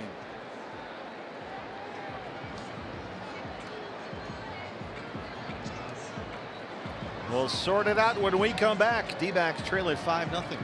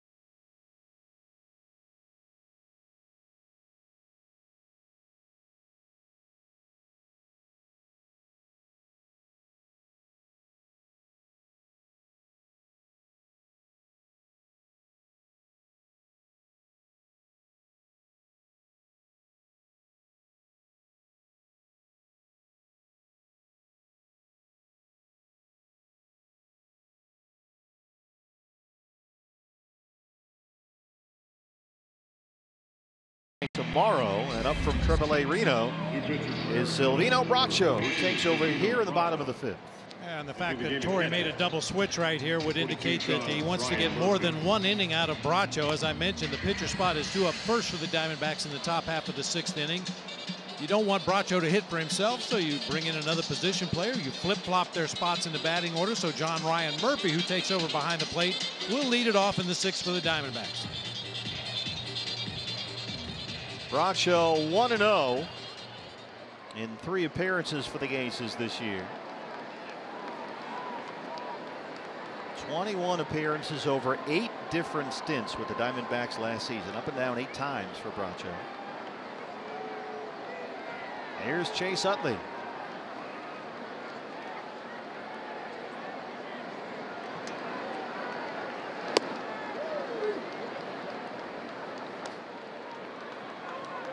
Utley has walked twice, once with the bases loaded.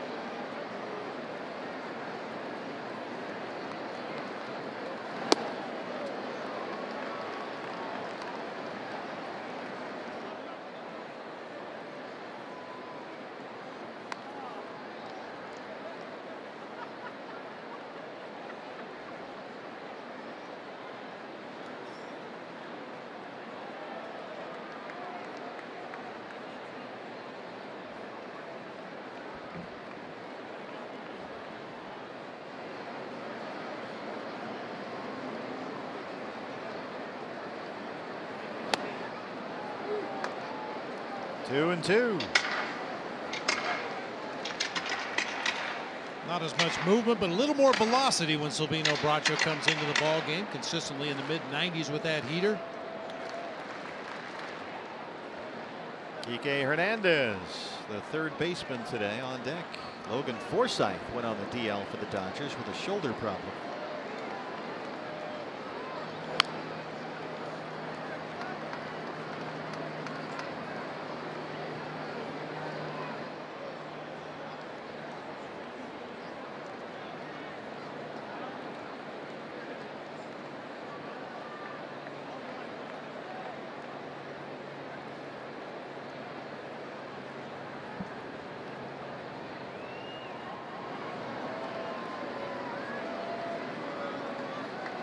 Two balls and two strikes. Shift is on for the D-backs. And Utley hits one right through it. Barnes takes the turn and heads for third. Owings has it in right field, and Utley has a double.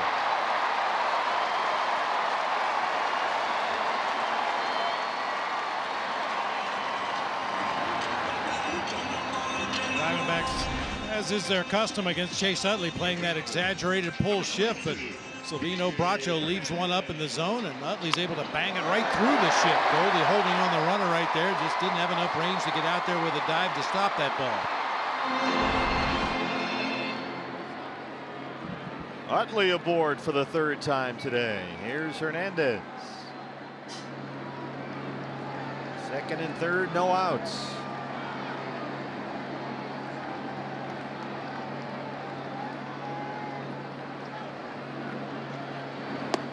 Or the Austin Barnes-Chase Utley combo, batting 6th and 7th in the LA order, has really produced 2 for 2, 2 singles and 4 walks. Hernandez drove in their first run with a sacrifice fly in the second.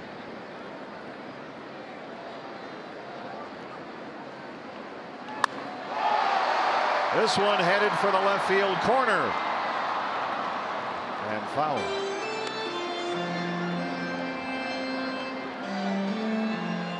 Got the crowd excited here at Dodger Stadium, but Kike Hernandez never left the batter's box. He knew that ball was headed foul down that third baseline the moment he made contact.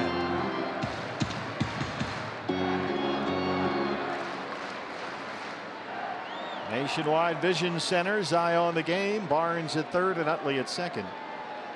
1-1 on Hernandez.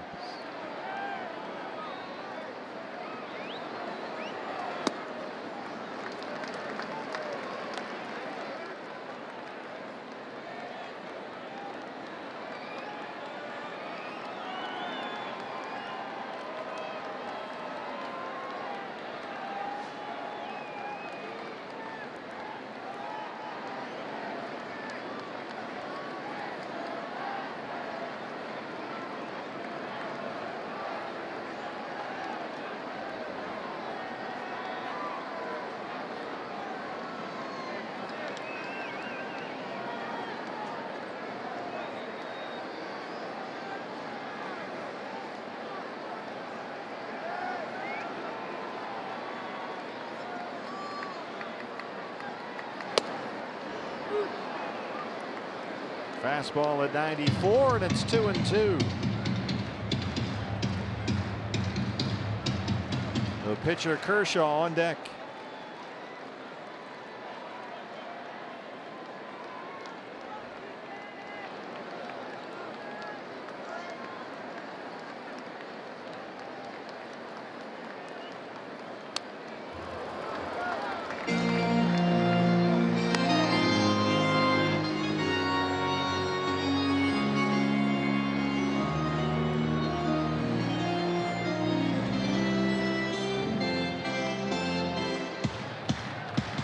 Silvino Bracho just up from AAA today, obviously. John Ryan Murphy behind the plate being very deliberate with the signs.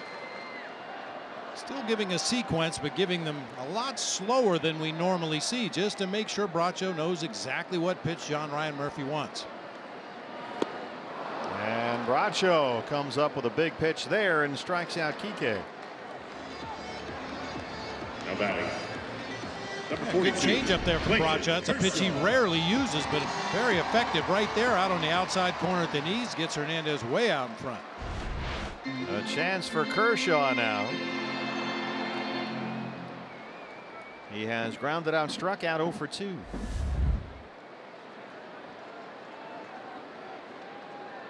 And apparently that foul ball off his foot did not bother.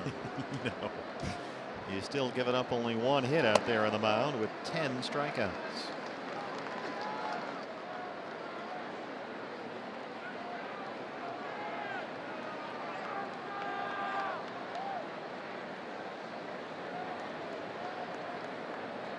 Kershaw already 8-1 in 13 starts against the D-backs here at Dodger Stadium with a 1.54 ERA.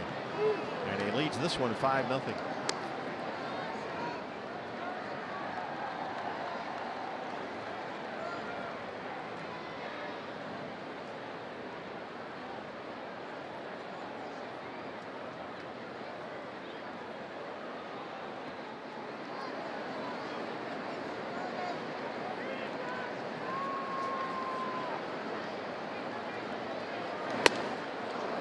Good zip on that fastball at 94 from Bracho, and it's 1-2. Yeah, throw one more up there. 94 up there at the top of the zone. He can scoot it up even a little bit higher. Well, the scientists will tell you, the physicists, there's no such thing as a rising fastball, but Bracho's fastball does have some lift to it, it seems. He can elevate and work up in that zone. Not affected by gravity as much as others. Don't flaunt your Ohio U education at me, young man. Well, Bracho comes up with another big strikeout as he gets Kershaw. I believe that was another changeup. Center field. As I mentioned, we just haven't seen a lot of those from Silvino Bracho, but a couple of good ones to get back-to-back strikeouts here in the 5th. Well, here's the leadoff man, Taylor, who homered his last time up. His 3rd of the year and his 2nd in this series.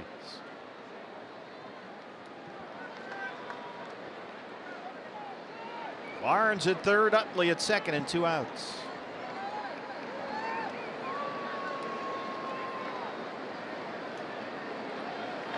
And that is belted fair in the left field corner. Barnes and Utley will both score. Taylor has a 2-run double, and it's 7-0 Los Angeles.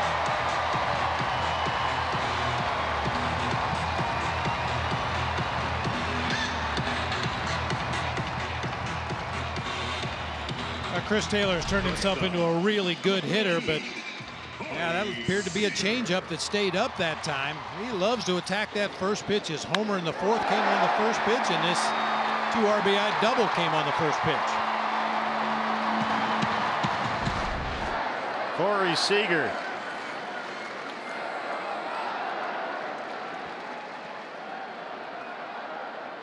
Dodgers 7 runs on 7 hits.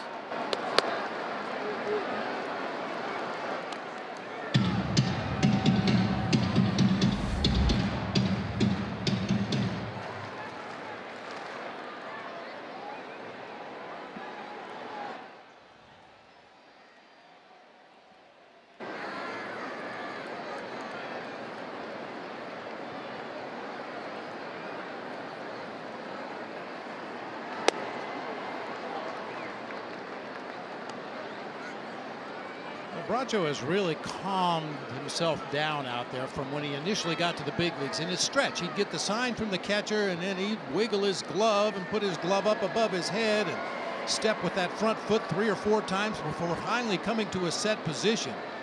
He's calmed a lot of that down. Still does the double step with that front foot as he comes set. It used to be 3. He got it down to 2. It's a little almost toe tap back toward him with that front foot.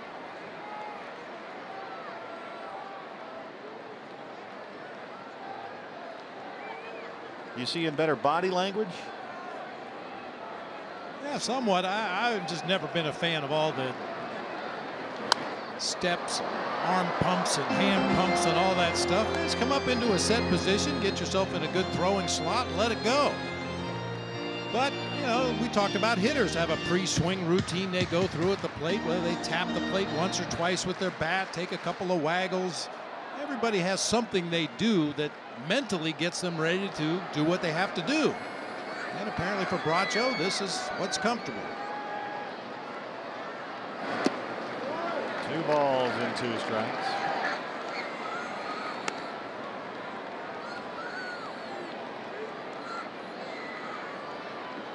Watch the front foot here. This is what we've come to expect from Silvino Bracho. Once he gets the sign, you'll see him step a couple of times as he comes set. There's 1 and there's 2. Goldie's got it at first. He's going to have to hustle over to the bag.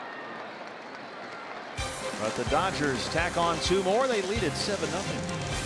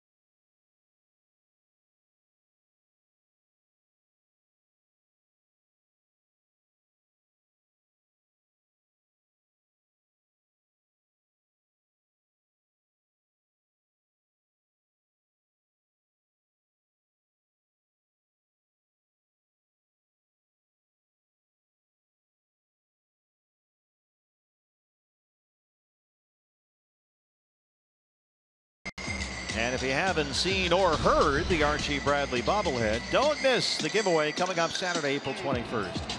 It's the D-backs and the Padres, a 5-10 start back home at Chase Field. And the first 20,000 fans take home the Archie Bradley audio bobble. You'll hear Tom Candiotti, the Governor Greg Schulte, call Archie's wild card game triple. Get your tickets at dbacks.com. Little button on there by his foot. You press it and you hear the radio call from that triple in the wild card game.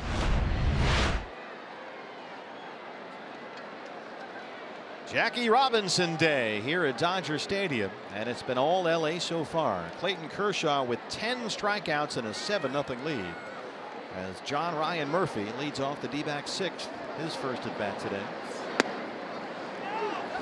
Kershaw has struck out 2 D-backs in each of the first 5 innings. Okay. And Tripp Gibson has had enough from the D-back dugout. Well, then call the strikes, and the ball's ball. Jeez. He had a very good strike zone for the first 2-3 innings, and after that it got really amoeba-like, as you like to say. Expanding, moving around, swing and bunt from Murphy. Kershaw throws him out. And that's 8 straight set down by the Dodgers left-hander. That'll bring up David Peralta, who has the D-backs' only hit today. Left fielder David Peralta. That's pretty good. 101. Wow. Only time he lost, the Cardinals got him in 2014 in the division series. I mentioned his career ERA over 11 seasons is .236. So you give him 4 runs, you got a pretty good chance to win the game. Peralta doubled with 2 outs in the 3rd to deep center.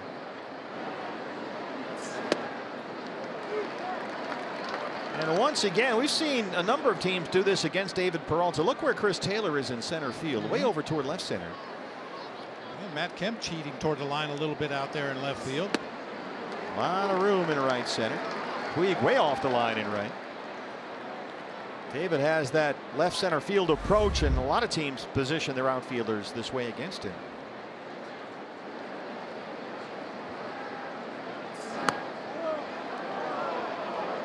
Saw Jake Land get a similar shift throughout the Cactus League schedule.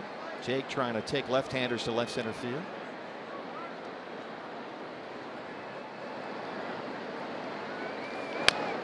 There's a Tapper foul.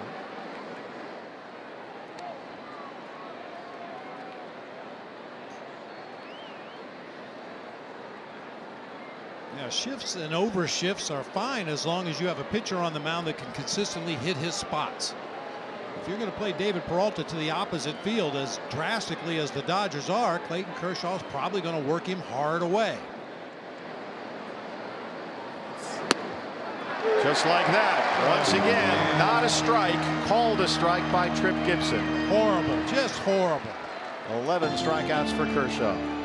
He's caught up in the moment here. He understands that Kershaw's having a big day, striking out a lot of Diamondbacks hitters. I think he's calling some of these pitches on sound. If it hits the catcher's mitt and pops, he's going to call it a strike. Another one that registered as a clear circle on our pitch tracking computer. If the circle you see up there is solid like that one is, it's a strike. If it's an open circle, the computer says it's a ball. And there's been a lot of open circle called strike threes here today.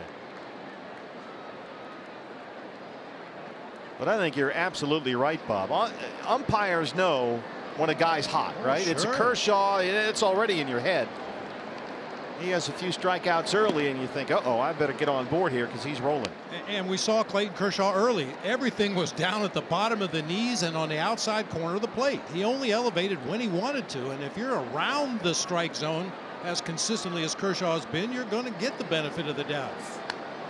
And he has been outstanding today. Take nothing away from Clayton Kershaw, but he's been getting some help from Trip Gibson.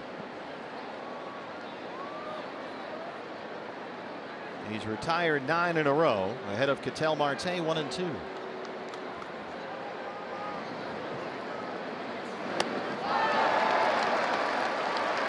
Well, Clayton Kershaw through 6 innings has a dozen strikeouts. He holds a 7-0 lead.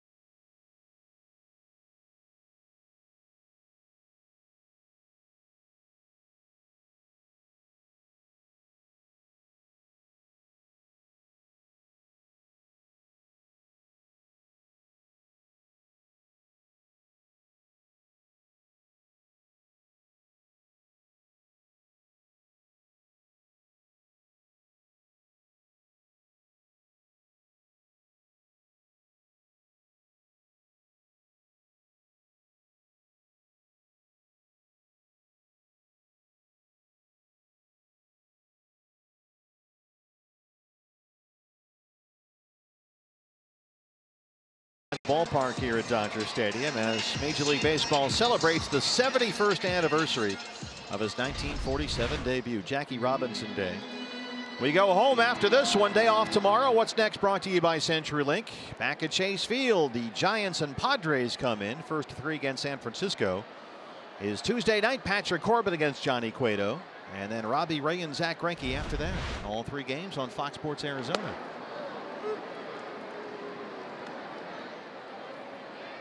Matt Kemp leads off the bottom of the 6th. I was going to say we didn't see Johnny Cueto in San Francisco. He was still on the disabled list, but expect a lot of shimmy and shake on Tuesday night. It's always entertaining. Kemp a little slow to get in the box here. He has struck out twice and walked today.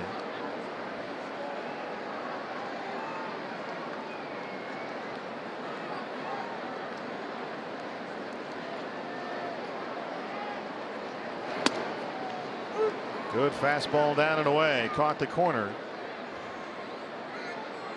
Now Matt Kemp's complaining about the strike calls. That was actually a strike.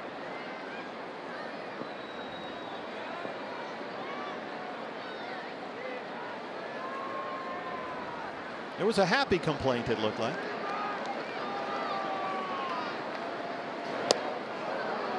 Kemp goes down for the third time today. One out in the sixth. That's his seventh strikeout in this series. Number 42, Cody Bellinger. Just rushes a fastball in there in the middle of the plate to Matt Kemp. Swung right through that one. Checking in with Dave Roberts.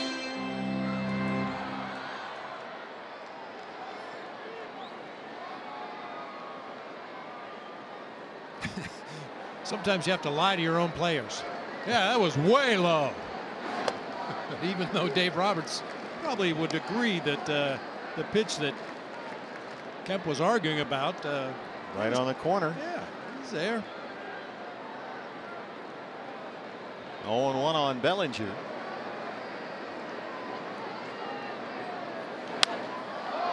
This is skied along the left field line. Descalso and Ahmed giving chase. And it drops in between all three. Peralta out there as well. Bellinger's aboard at first. That was headed for the seats and then spun back toward left field. A little bit of a breeze blowing from left to right here today. That ball was in the air for a long time, though. I know Nick is playing up the middle of the field. David Descalso coming over. That ball's got to be caught by somebody. I don't know who. All three guys right there in the vicinity. Nobody can make the play. A chance for Puig, who had a two-run single in the third.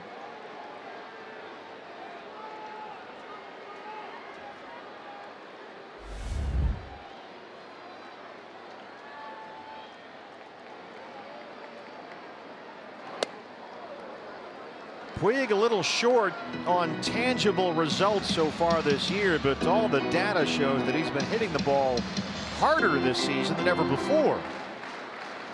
And he came into today at 220, but eventually those hard hit balls have got to start dropping in for him.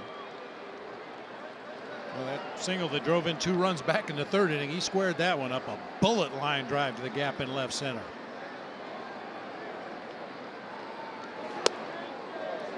Yeah, you can look up guys with low batting averages but high exit velocities and do the math and go, okay, eventually this is going to turn for some of these guys, and Puig is on that list.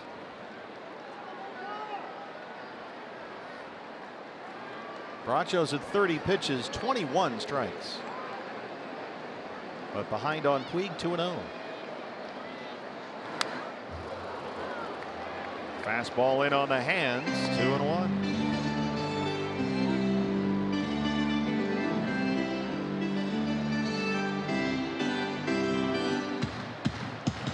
The 2-0 and 3-1 counts. You can count on Puig and Jock Peterson to take a home run swing. Whether it's a home run pitch or not, they're going to take a big cut when they have that count in their favor. Like that. Now we got a fastball up, but oftentimes, Bob, when we see 2-0, 3-1, we'll see a changeup or a breaking ball a lot of times. People don't want to give guys those fastballs. Yeah, well, we saw Zach Godley try to do that in the ball game, just couldn't get that cutter or curveball close enough to the strike zone. 2-0 and 3-1. But Bracho brought the heat that time, and he's back even 2-2. John Ryan Murphy back there now.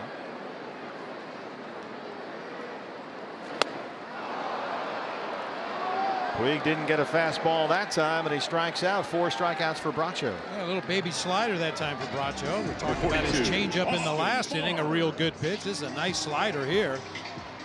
Puig right underneath it.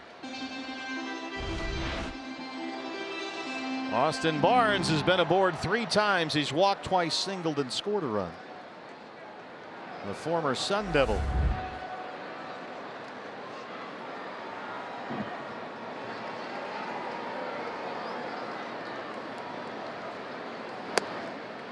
Well, Bracho, we mentioned up and down from Reno 8 different times last year. 8 times. That's a lot. And, you know, he shows you stuff in Reno and he shows you stuff here. Like he's got some zip on his pitches today. You're intrigued. And I know the coaches in the front office like this stuff.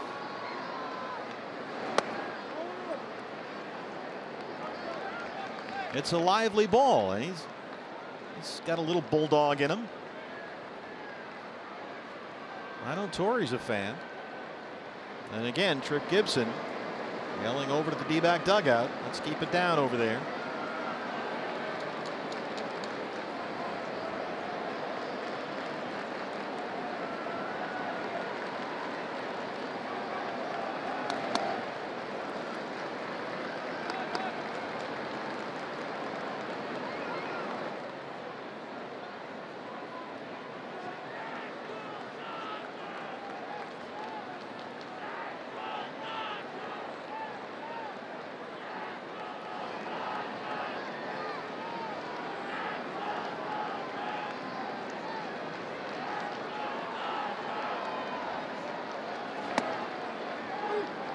Another good changeup.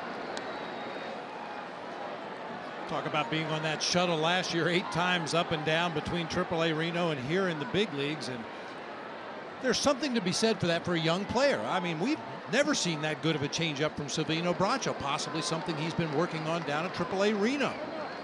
Hone your skills at the minor league level and then bring them to the big leagues and get hitters out.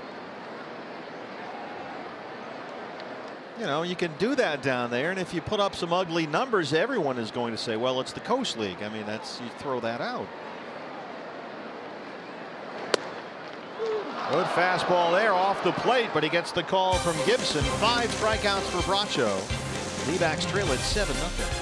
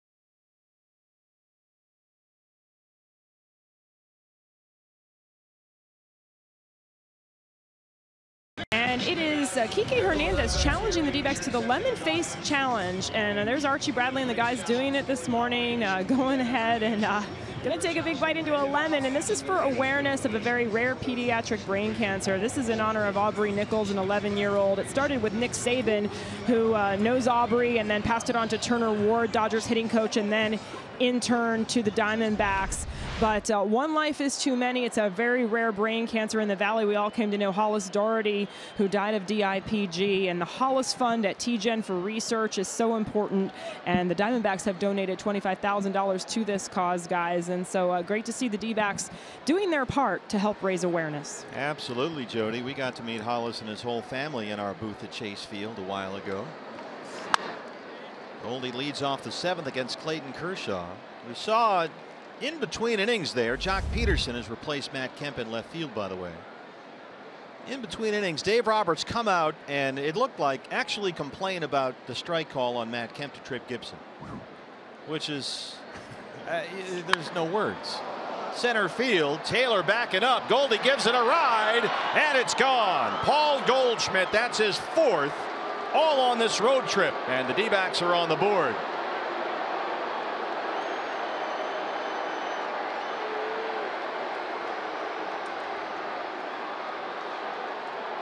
Center fielder, A.J. Pollock. Straightaway center field for Goldie. Got a fastball down low and away. You better swing at it. It's probably going to be a called strike. Goldie golfs it out of here to straightaway center.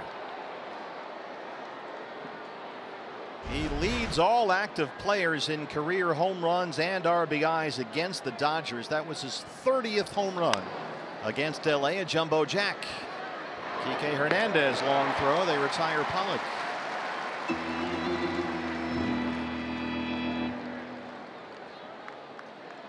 Third baseman Daniel Descalso. Goldie now with a 6-game hitting streak. He's hit safely in 8 of the 9 games on the road trip, now including 4 homers. Double glasses down there at third base for Kike Hernandez. I'm assuming one pair to hit with, one pair to field with. I'm glad he's ready, but it's cloudy here. Not sure what's going on there. It's been that kind of day. Descalso has struck out twice.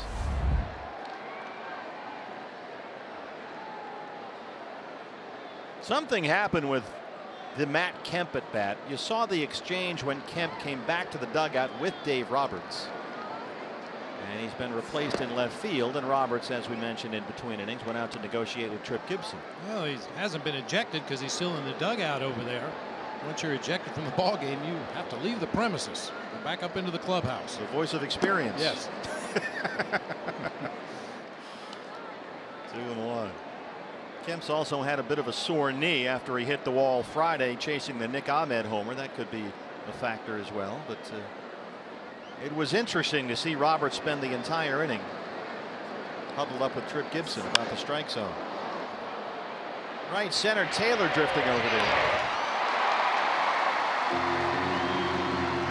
That's only 2 outs, Chris. Right fielder Chris Owings. Chris Owings has struck out twice.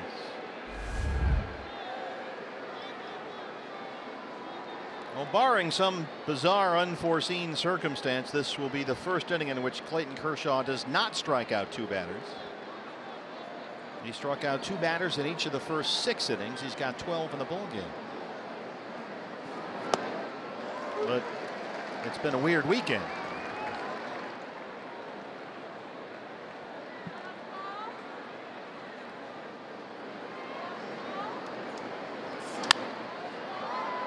That's heading out of play. Most strikeouts for Dodger pitchers against the D-backs all time.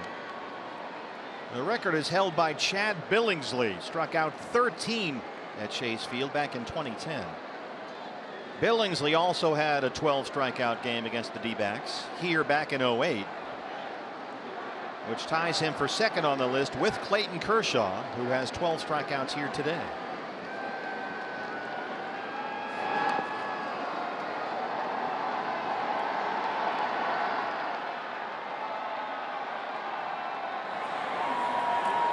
There's action in the bullpen. Oh, good news, Pedro Baez is warming up. That is good news. Anything to get Clayton Kershaw out of this game. That's true.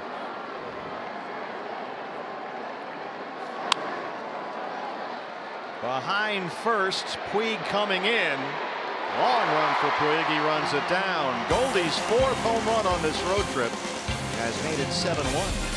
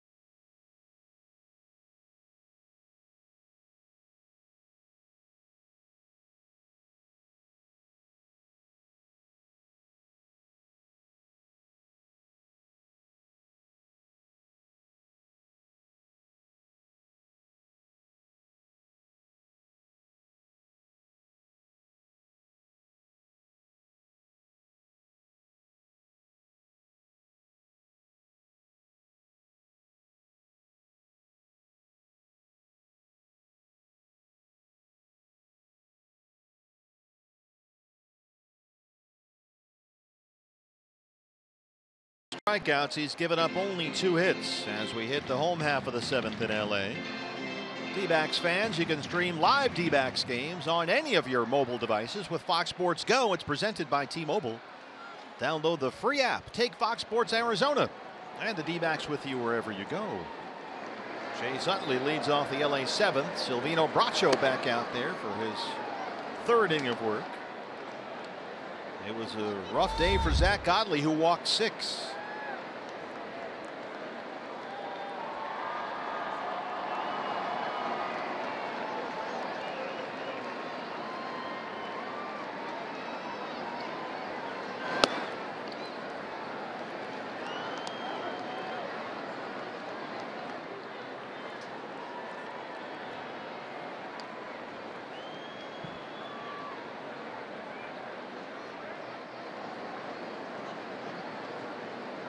.40 pitches for Bracho. That one's in there for a strike.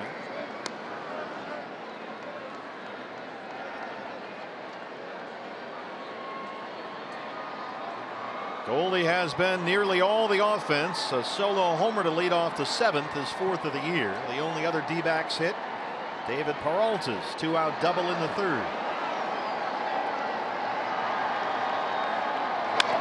Utley hits into the shift. Ketel Marte is there.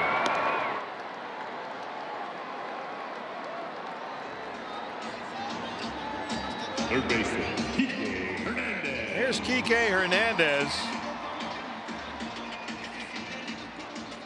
Clayton Kershaw's spot is up next, and we've got a pinch hitter in the on-deck circle for LA, and Baez warming up in their bullpen.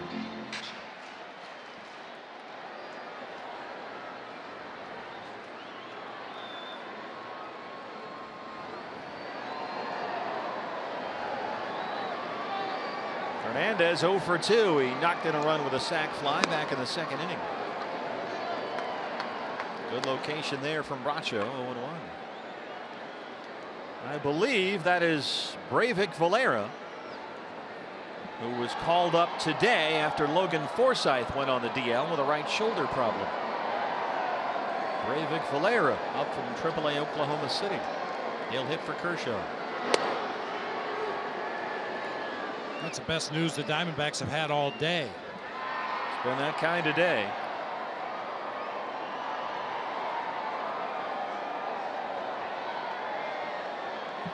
Kershaw 12 strikeouts, did not walk a batter, gave up only 1 run on 2 hits.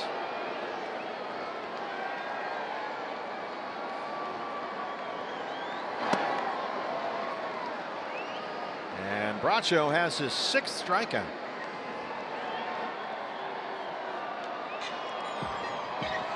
Hitting for the Dodgers, number 42, Breivik Valera. Kike Hernandez is a pretty good fastball hitter, but Bracho just challenged him that time. Here, see if you can hit this one. Well, not a bad way to make your Dodger debut. Jackie Robinson Day at Dodger Stadium. The switch hitting Breivik Valera hits for Kershaw.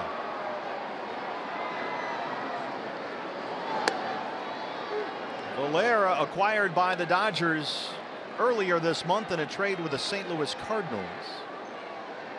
He played with AAA Memphis last year, had a good season, .314 with 8 home runs.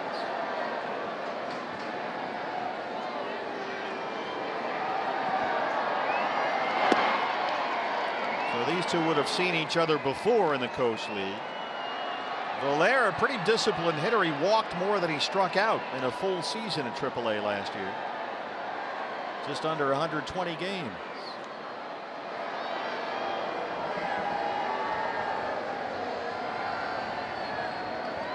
A couple of native Venezuelans going head-to-head. That's out of play, and it's 1-2. Valera made his big league debut with St. Louis as a September call-up last year. There are the numbers last season in AAA. More than 800 career minor league games before he got his first look at the majors last fall with St. Louis.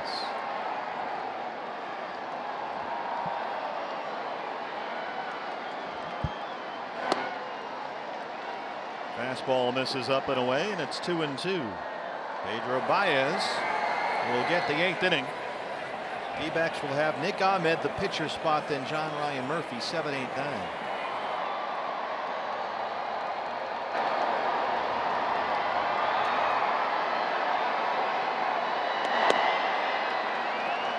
Missed with another fastball, and it's full 3-2.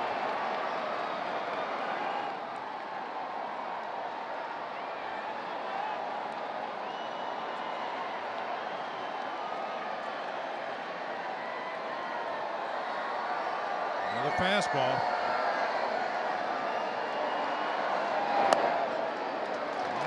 Valera, disciplined hitter after all, works a walk in his Dodger debut, and we'll see Taylor, who has homered and doubled today. Watch the first pitch. You mentioned home run came on the first delivery. The RBI double in the fifth came on the first delivery. First walk issued by Silvino Bracho today.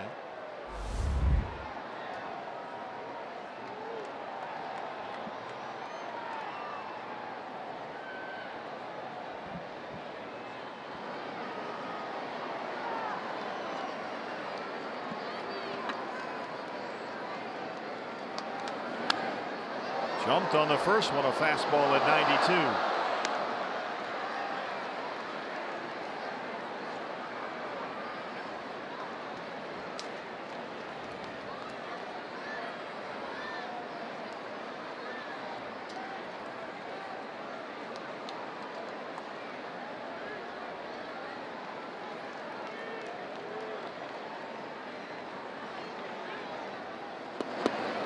Well, yesterday we saw TJ McFarland, who was just magnificent in relief after Taijuan Walker had to leave after 2 innings. TJ 4 scoreless last night. He wound up as the winning pitcher, and we're seeing a very nice effort here by Silvino Bracho to save this D-back bullpen. Out there for his 3rd inning in relief of Godley. Fastball well off the plate, but it's called a strike, and it's 1-2. Yeah, McFarland last night, Bracho today, staff savers. You don't have to go through 8 pitchers to get through a ball game if you can find somebody to come in there in long relief and eat up some innings. McFarland with an outstanding job last night. Bracho doing everything he can here today. Fernando Salas, who also worked an inning last night, back up and throwing in the Diamondback bullpen.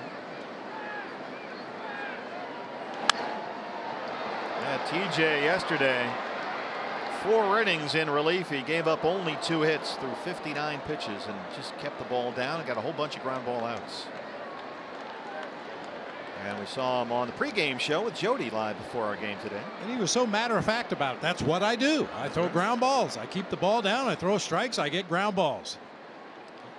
That's about as simple as you can make it. He's well aware of how he can make a living in the big leagues, doing just that. And boy, it was enormous last night. Taylor putting up a fight. Bracho still bringing the heat at 94. 56 pitches into the outing. This is a guy who's been a closer for a long time, keep in mind, in the minor leagues.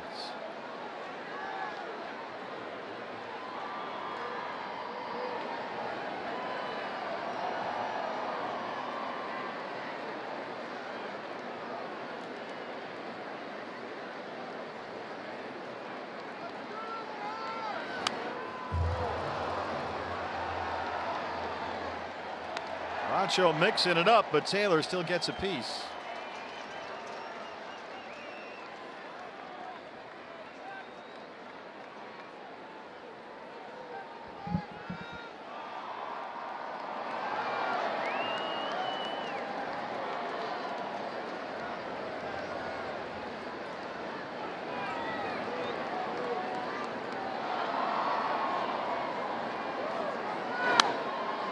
Uncle.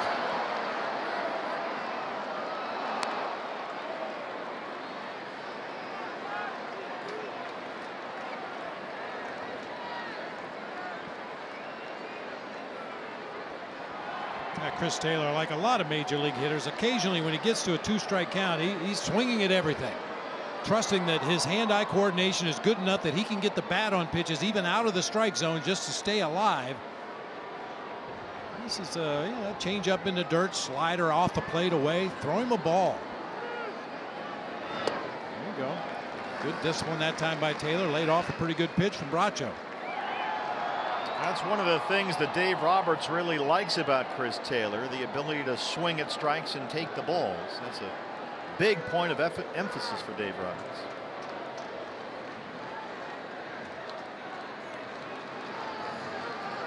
Two and two.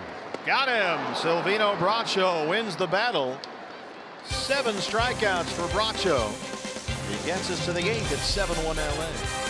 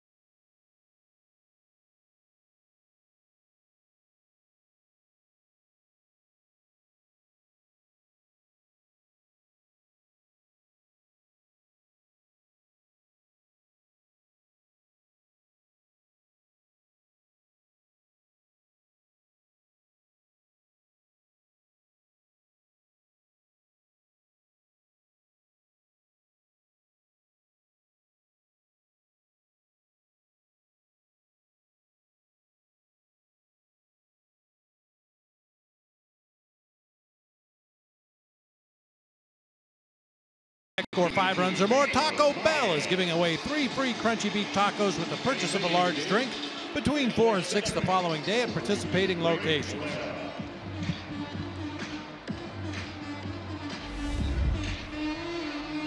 New pitcher for LA, the right-hander Pedro Baez. A 1.42 ERA, his 7th appearance of the year. And Breivik Valera will remain in the game.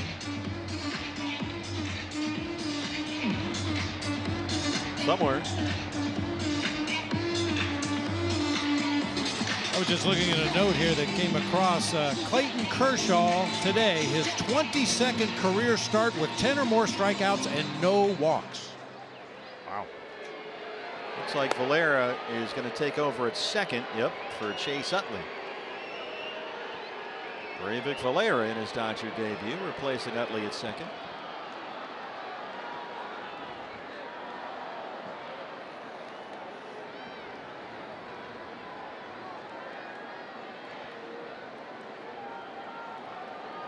Nick Ahmed will lead off the D-backs 8th inning. Pitcher spot is up next. Looks like Christian Walker in the on-deck circle.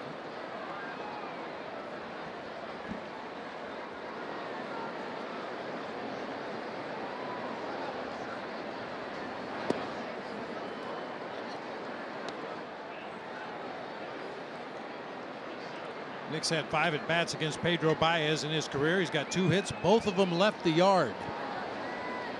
I like where you're going there.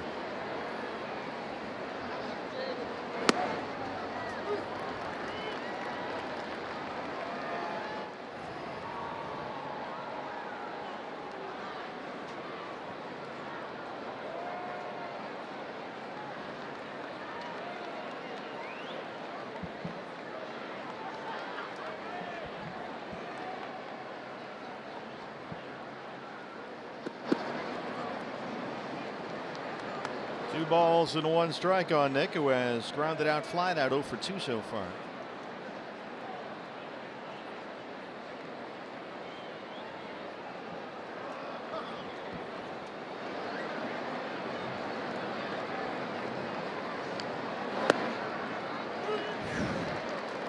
.96 below the zone, but it's strike 2, says Tripp Gibson.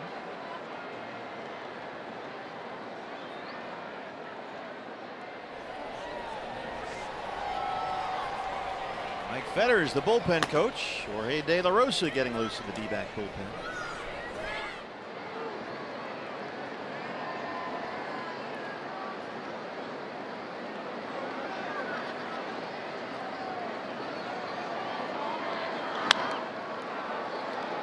Along the right field line, Bellinger drifting out there. Now Valera comes over and runs it down.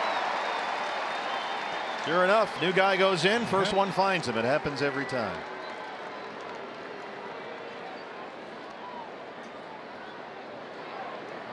And Walker will hit for the pitcher, Bracho. Pitch hitter number 42, Christian Walker. Christian Walker, 4 plate appearances since his Reno recall. He has walked and struck out 3 times, all as a pinch hitter.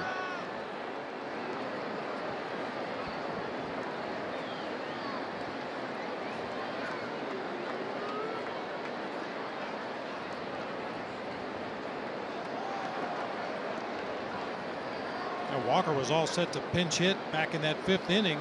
Pitcher spot was rolling around. Unfortunately, Jeff Mathis made the last out of the inning, and he's had to sit and wait until the 8th to get his chance.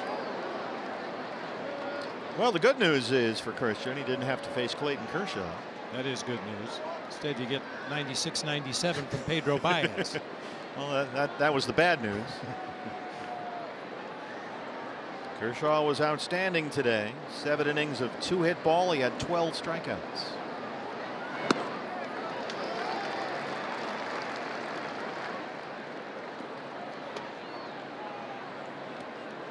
Dodgers are going to need Pedro Baez to have a good year in their bullpen. The bullpen has not performed all that well to this point. One of the reasons they're in last place.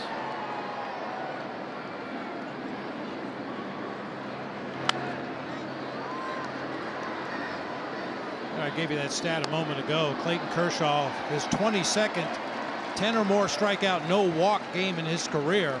2 guys ahead of him on the all-time list. Randy Johnson with 36 and Curt Schilling with 27. Those are always the correct answers.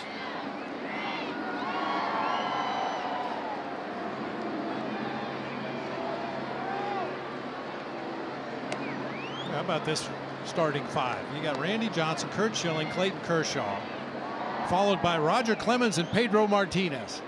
I'll take those 5 and take my chances. It worked for you once. Man.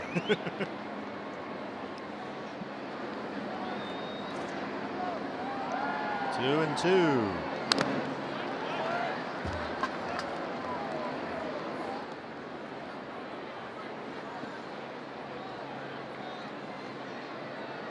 I believe I've told this story before, but after the 01 World Series, I was playing in a golf tournament in Las Vegas with a lot of other major leaguers and former major leaguers, and Roger Clemens happened to be at the golf tournament, and we were on the range whacking some balls around, getting ready for a round of golf.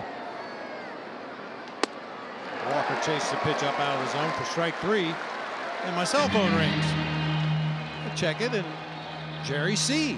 Well, that's Jerry Colangelo, our owner. He says, "Where are you?" I said, "I'm in Las Vegas at a golf tournament." He says, "Is Roger Clemens there?" I said, "As a matter of fact, he's standing right here on the range with me." Hand him the phone. Now, I'm not sure how those negotiations went, but can you imagine? And I mean, Jerry Colangelo was the kind of guy that would make something like that happen.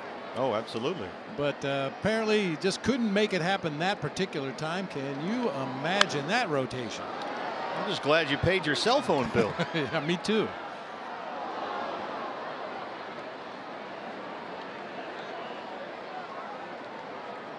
Well, if they had signed him, maybe you would have got a commission or something. Yeah, why not? Finder's fee. You found him. Yeah, he's right here. On the driving range.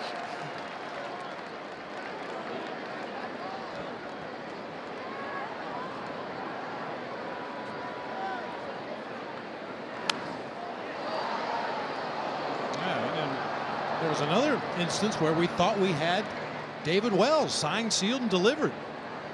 And then at the last minute, he got cold feet and backed out of the deal, which didn't make our owner very happy at that time. Jerry was always a man that his word was good enough. Boomer like New York. Yep.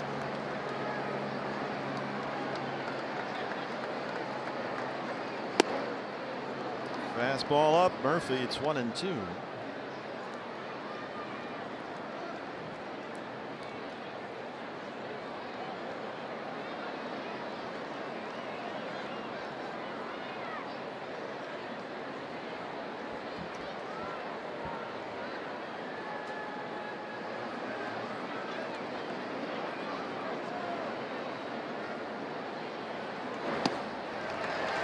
Baez works a 1-2-3-8, 2 strikeouts. D-backs trail it in LA 7-1.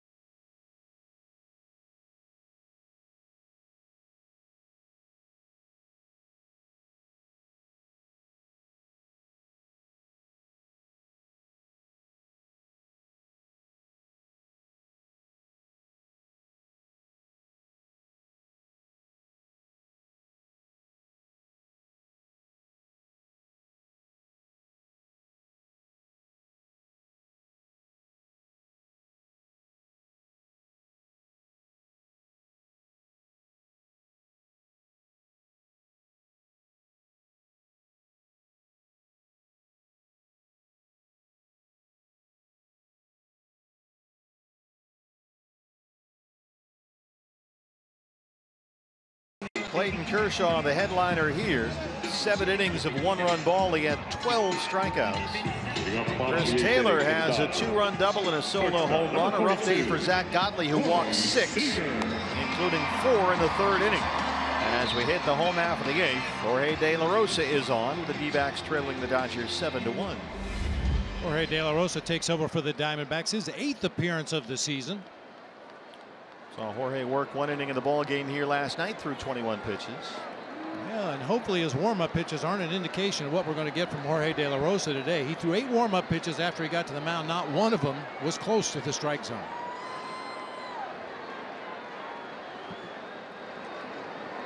And he worked the 9th inning here last night.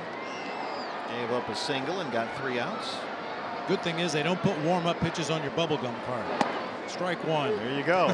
Throw out the Brenly scouting report. It's 0-1. Seager leads it off. He has walked, singled, and scored a run today. 1 for 3.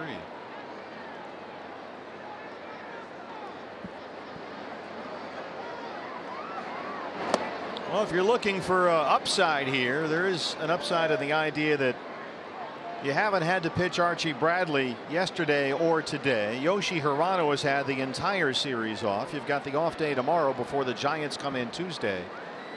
And so the bullpen going into that homestand against San Francisco and San Diego will be in pretty good shape. Yeah, really, the only questionable guy would be Silvino Bracho because he worked 3 innings today. But as you said, an off day tomorrow. We'll see how he bounces back. And Brad Boxberger got the save here Friday night. Box has had the last 2 games off with the off day coming up tomorrow. Giants in for the first of 3 on Tuesday night. Get your tickets, dbacks.com. Patrick Corbin in the opener. Johnny Cueto, it looks like, will pitch that game for San Francisco. All 3 6:40 starts. Wednesday, Robbie Ray and Chris Stratton. And Thursday in the throwback unis, Zach Greinke against Ty Block. You were right. De La Rosa's just a mess out there. Place. Yeah. Strikes out Seager, 1 down. Maybe he did that intentionally to set up Corey Seager. Peterson. I mean, you stand there in the on-deck circle and watch a guy take 8 warm-up pitches, none of them close to the strike zone. You probably tell yourself, I'm going to make him throw a strike. Well, isn't that the Mike Krukow school of? Oh yeah. Didn't he do that one time? Yeah, against the Cardinals. Kruk got hit with a comebacker on the mound, and the trainer came out. They checked him out and said, "You want to throw a couple?" He said, "Yeah." I went back behind the plate, and he took his wind up and threw the ball 3/4 of the way up the backstop, and then indicated, "I'm good. Let's go." Get in there, kid. Jose Akendo was the on-deck hitter, and his eyes got as big as saucers. He's okay? Are you sure? He'll be fine.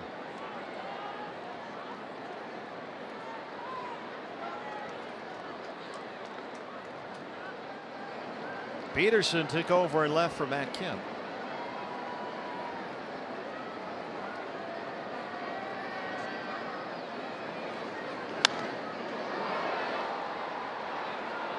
Shortstop for Ahmed. 2 outs.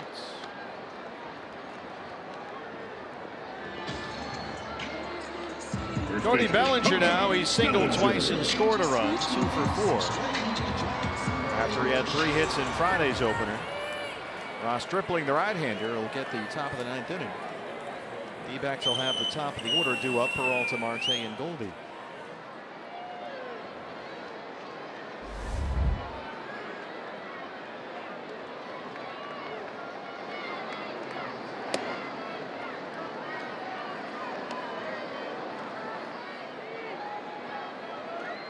Well, regardless of the outcome, always an honor to be here on this day, Jackie Robinson Day.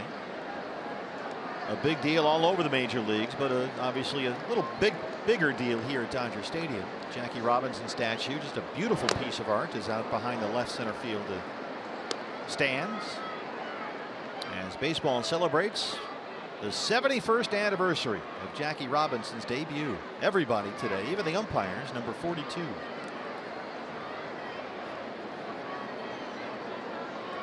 And the Dodgers always do a magnificent job honoring Jackie's legacy. They have a real responsibility there, and they do a tremendous service.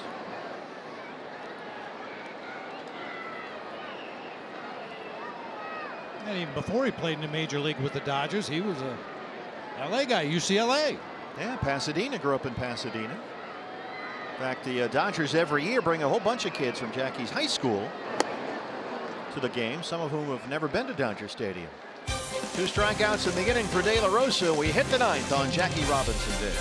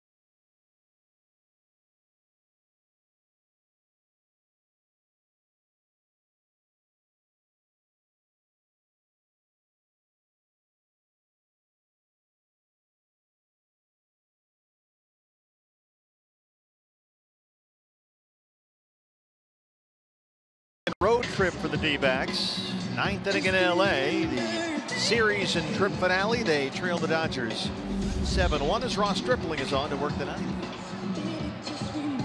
No Kenley Jansen today. Ross Stripling, a 4-pitch guy. He was a starting pitcher. It's a big over-the-top curveball he likes to use when he's ahead in the count.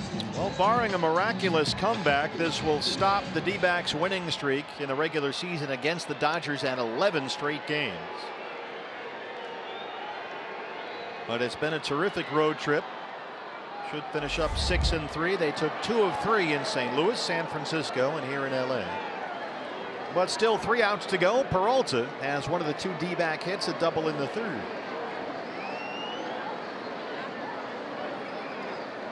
D-backs have already clinched the series one, meaning they've opened up the season with 5 consecutive series wins for the first time ever.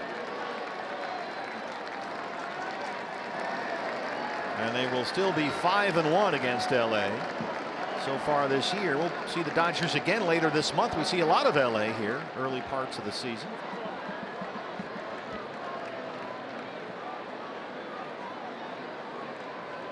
Dodgers are in April 30th, May the 1st and 2nd, and then we come back here for 2 games at Dodger Stadium, May 8th and 9th.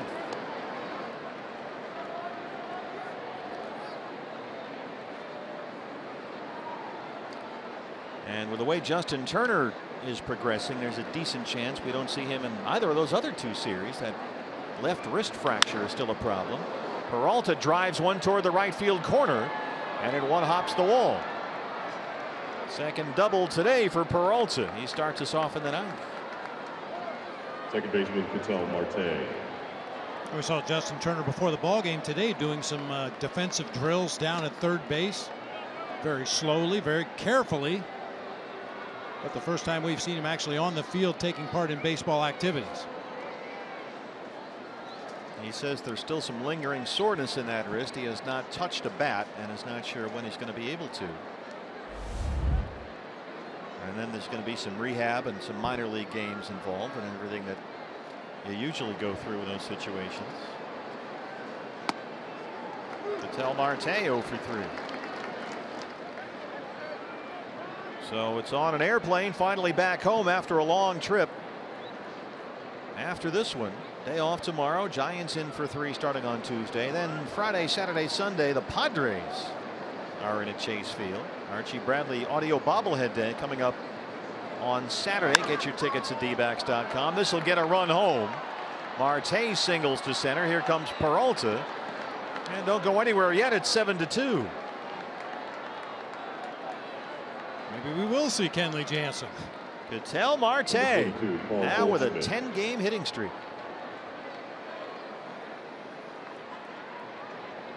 Goldie homered his last time up. He took Kershaw deep to center, his 4th of the year. On to the batter's eye out there. Well, the second hit that Kershaw had given up in the ball game. David Peralta had doubled back in the 3rd inning, but Goldie's long home run to center, the one that really counted.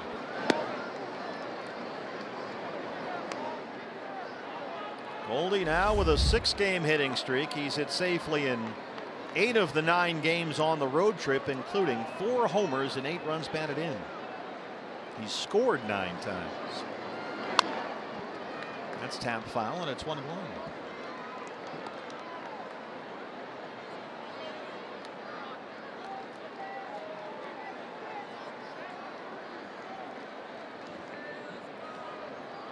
Here's Dave McKay coaching at first. The best in the business down there. And he had a real shining moment last night when he walked across the clubhouse, interrupted interviews being given by Alex Avila and Devin Marrero, stopped the whole process and said, "That was my fault." Talking about the home run and passing the runner and all that business. And he didn't have to do that. No. And it wasn't all his fault, but he made it his responsibility because that's why he's the best there is. He said, "I've done that 1,000 times. I had my eye on the ball. It's my job to stop the runner, and I didn't do it." And that was pretty impressive. Well, Dave's always been a stand-up guy. I'll tell you another incident that happened on this road trip where Dave McKay really made his presence felt. That bench clearing brawl in St. Louis. Dave McKay is the one that finally got a hold of Yadier Molina and looked him in the eye and talked to him very calmly and was able to settle him down and kind of diffuse the situation.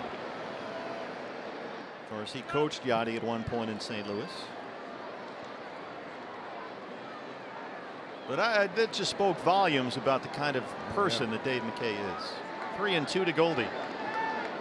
Marte takes off and Goldie fouls that one back.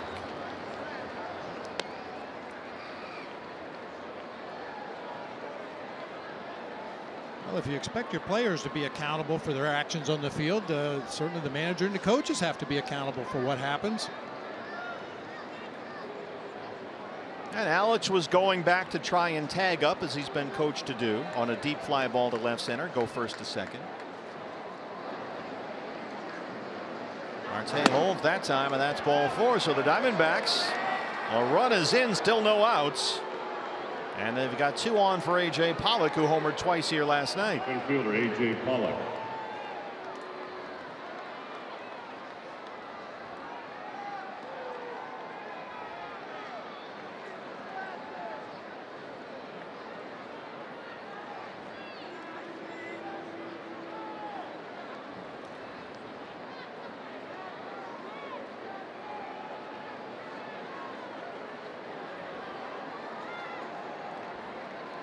You know, A.J. goes yard here. Suddenly there's no outs and the tying run is on deck.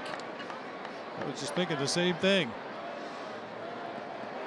You see that Cub Brave game the other day? Yeah. 10-2, that lead vanished.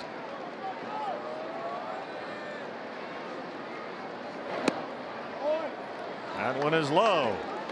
A.J. 0 for 3, has grounded out twice and struck out. Now Dave Roberts is griping at the plate umpire.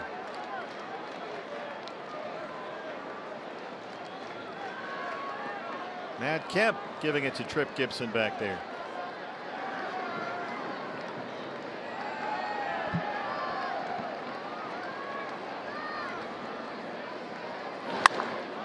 Pollock hits it out to Peterson in left field. That's the first out in the 9th. Good trajectory off the bat. I think A.J. caught it out near the end just a little bit. Didn't make that resounding crack when he made contact. Ball got out there in left field and just died for Jock Peterson. Well, you know Dave Roberts, he wants to win this game bad. He's been hearing it from the writers here. Descalso 0 for 3. He had to admit after the game last night that there is frustration over there. That one kicks away. Everybody's going to have to stay put, but Goldie wandered too far off the bag and they got him. Goldie was halfway up. He saw Marte hit the brakes at second, had to scramble back to first. And Barnes jumped on that one, able to throw him out. You've always got to watch that runner in front of you. Goldie saw Marte start for third base, so he started for second base. Marte slammed on the brakes, and unfortunately Goldie was caught out in no man's land. Man, I don't know. Looked like he might have got that right foot back on the base. They will challenge the out call at first. Call on the field is under review. Oh, yeah. Yeah. Brian Gorman was in perfect position to make the call. He was standing right there.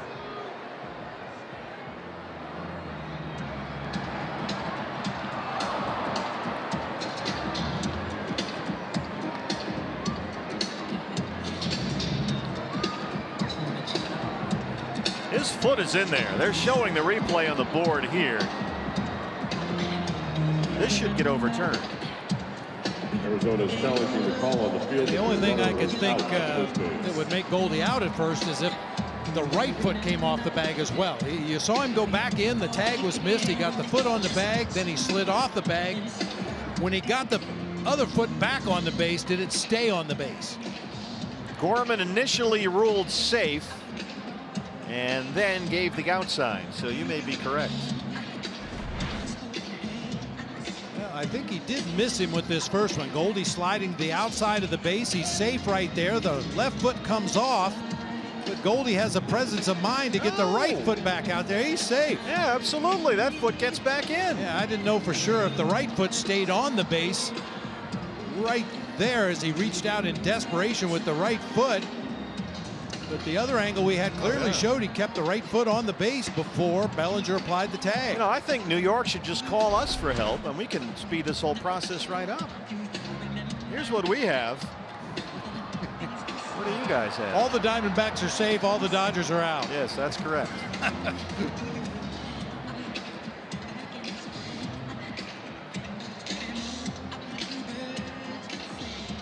Kenley Jansen just to make things really interesting, has started to warm up in the Dodger bullpen.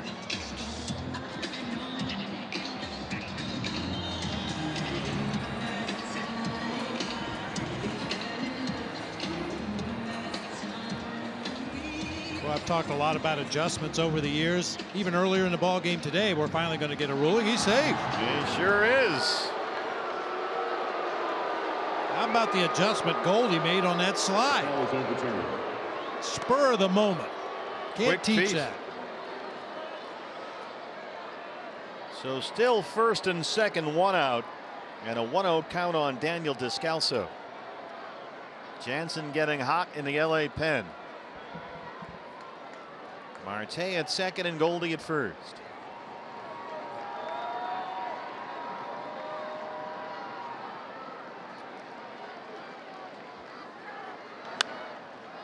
Popped up third base side. Hernandez backing up. Infield fly rule is called.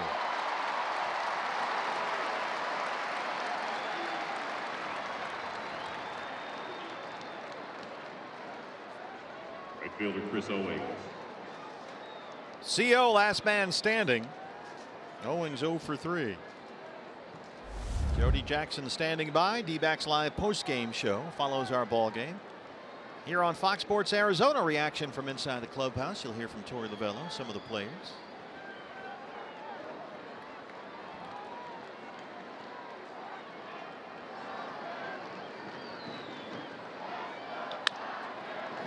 Hard to short, and that's the ball game. Dodgers salvage the series finale. 7-2 is your final. They snap their 11-game losing streak against the D-backs. But it's mostly all good news for the boys in Sedona Red. They go 6-3 on a long 9-game trip. Now you'll take that any day of the week. Obviously you'd love to win on getaway day just to make that short flight home even shorter, but say it all the time, just keep winning series. That's what the Diamondbacks did here at Dodger Stadium. And they've won 5 straight series to begin this season for the first time in team history. Back with much more from Dodger Stadium after this.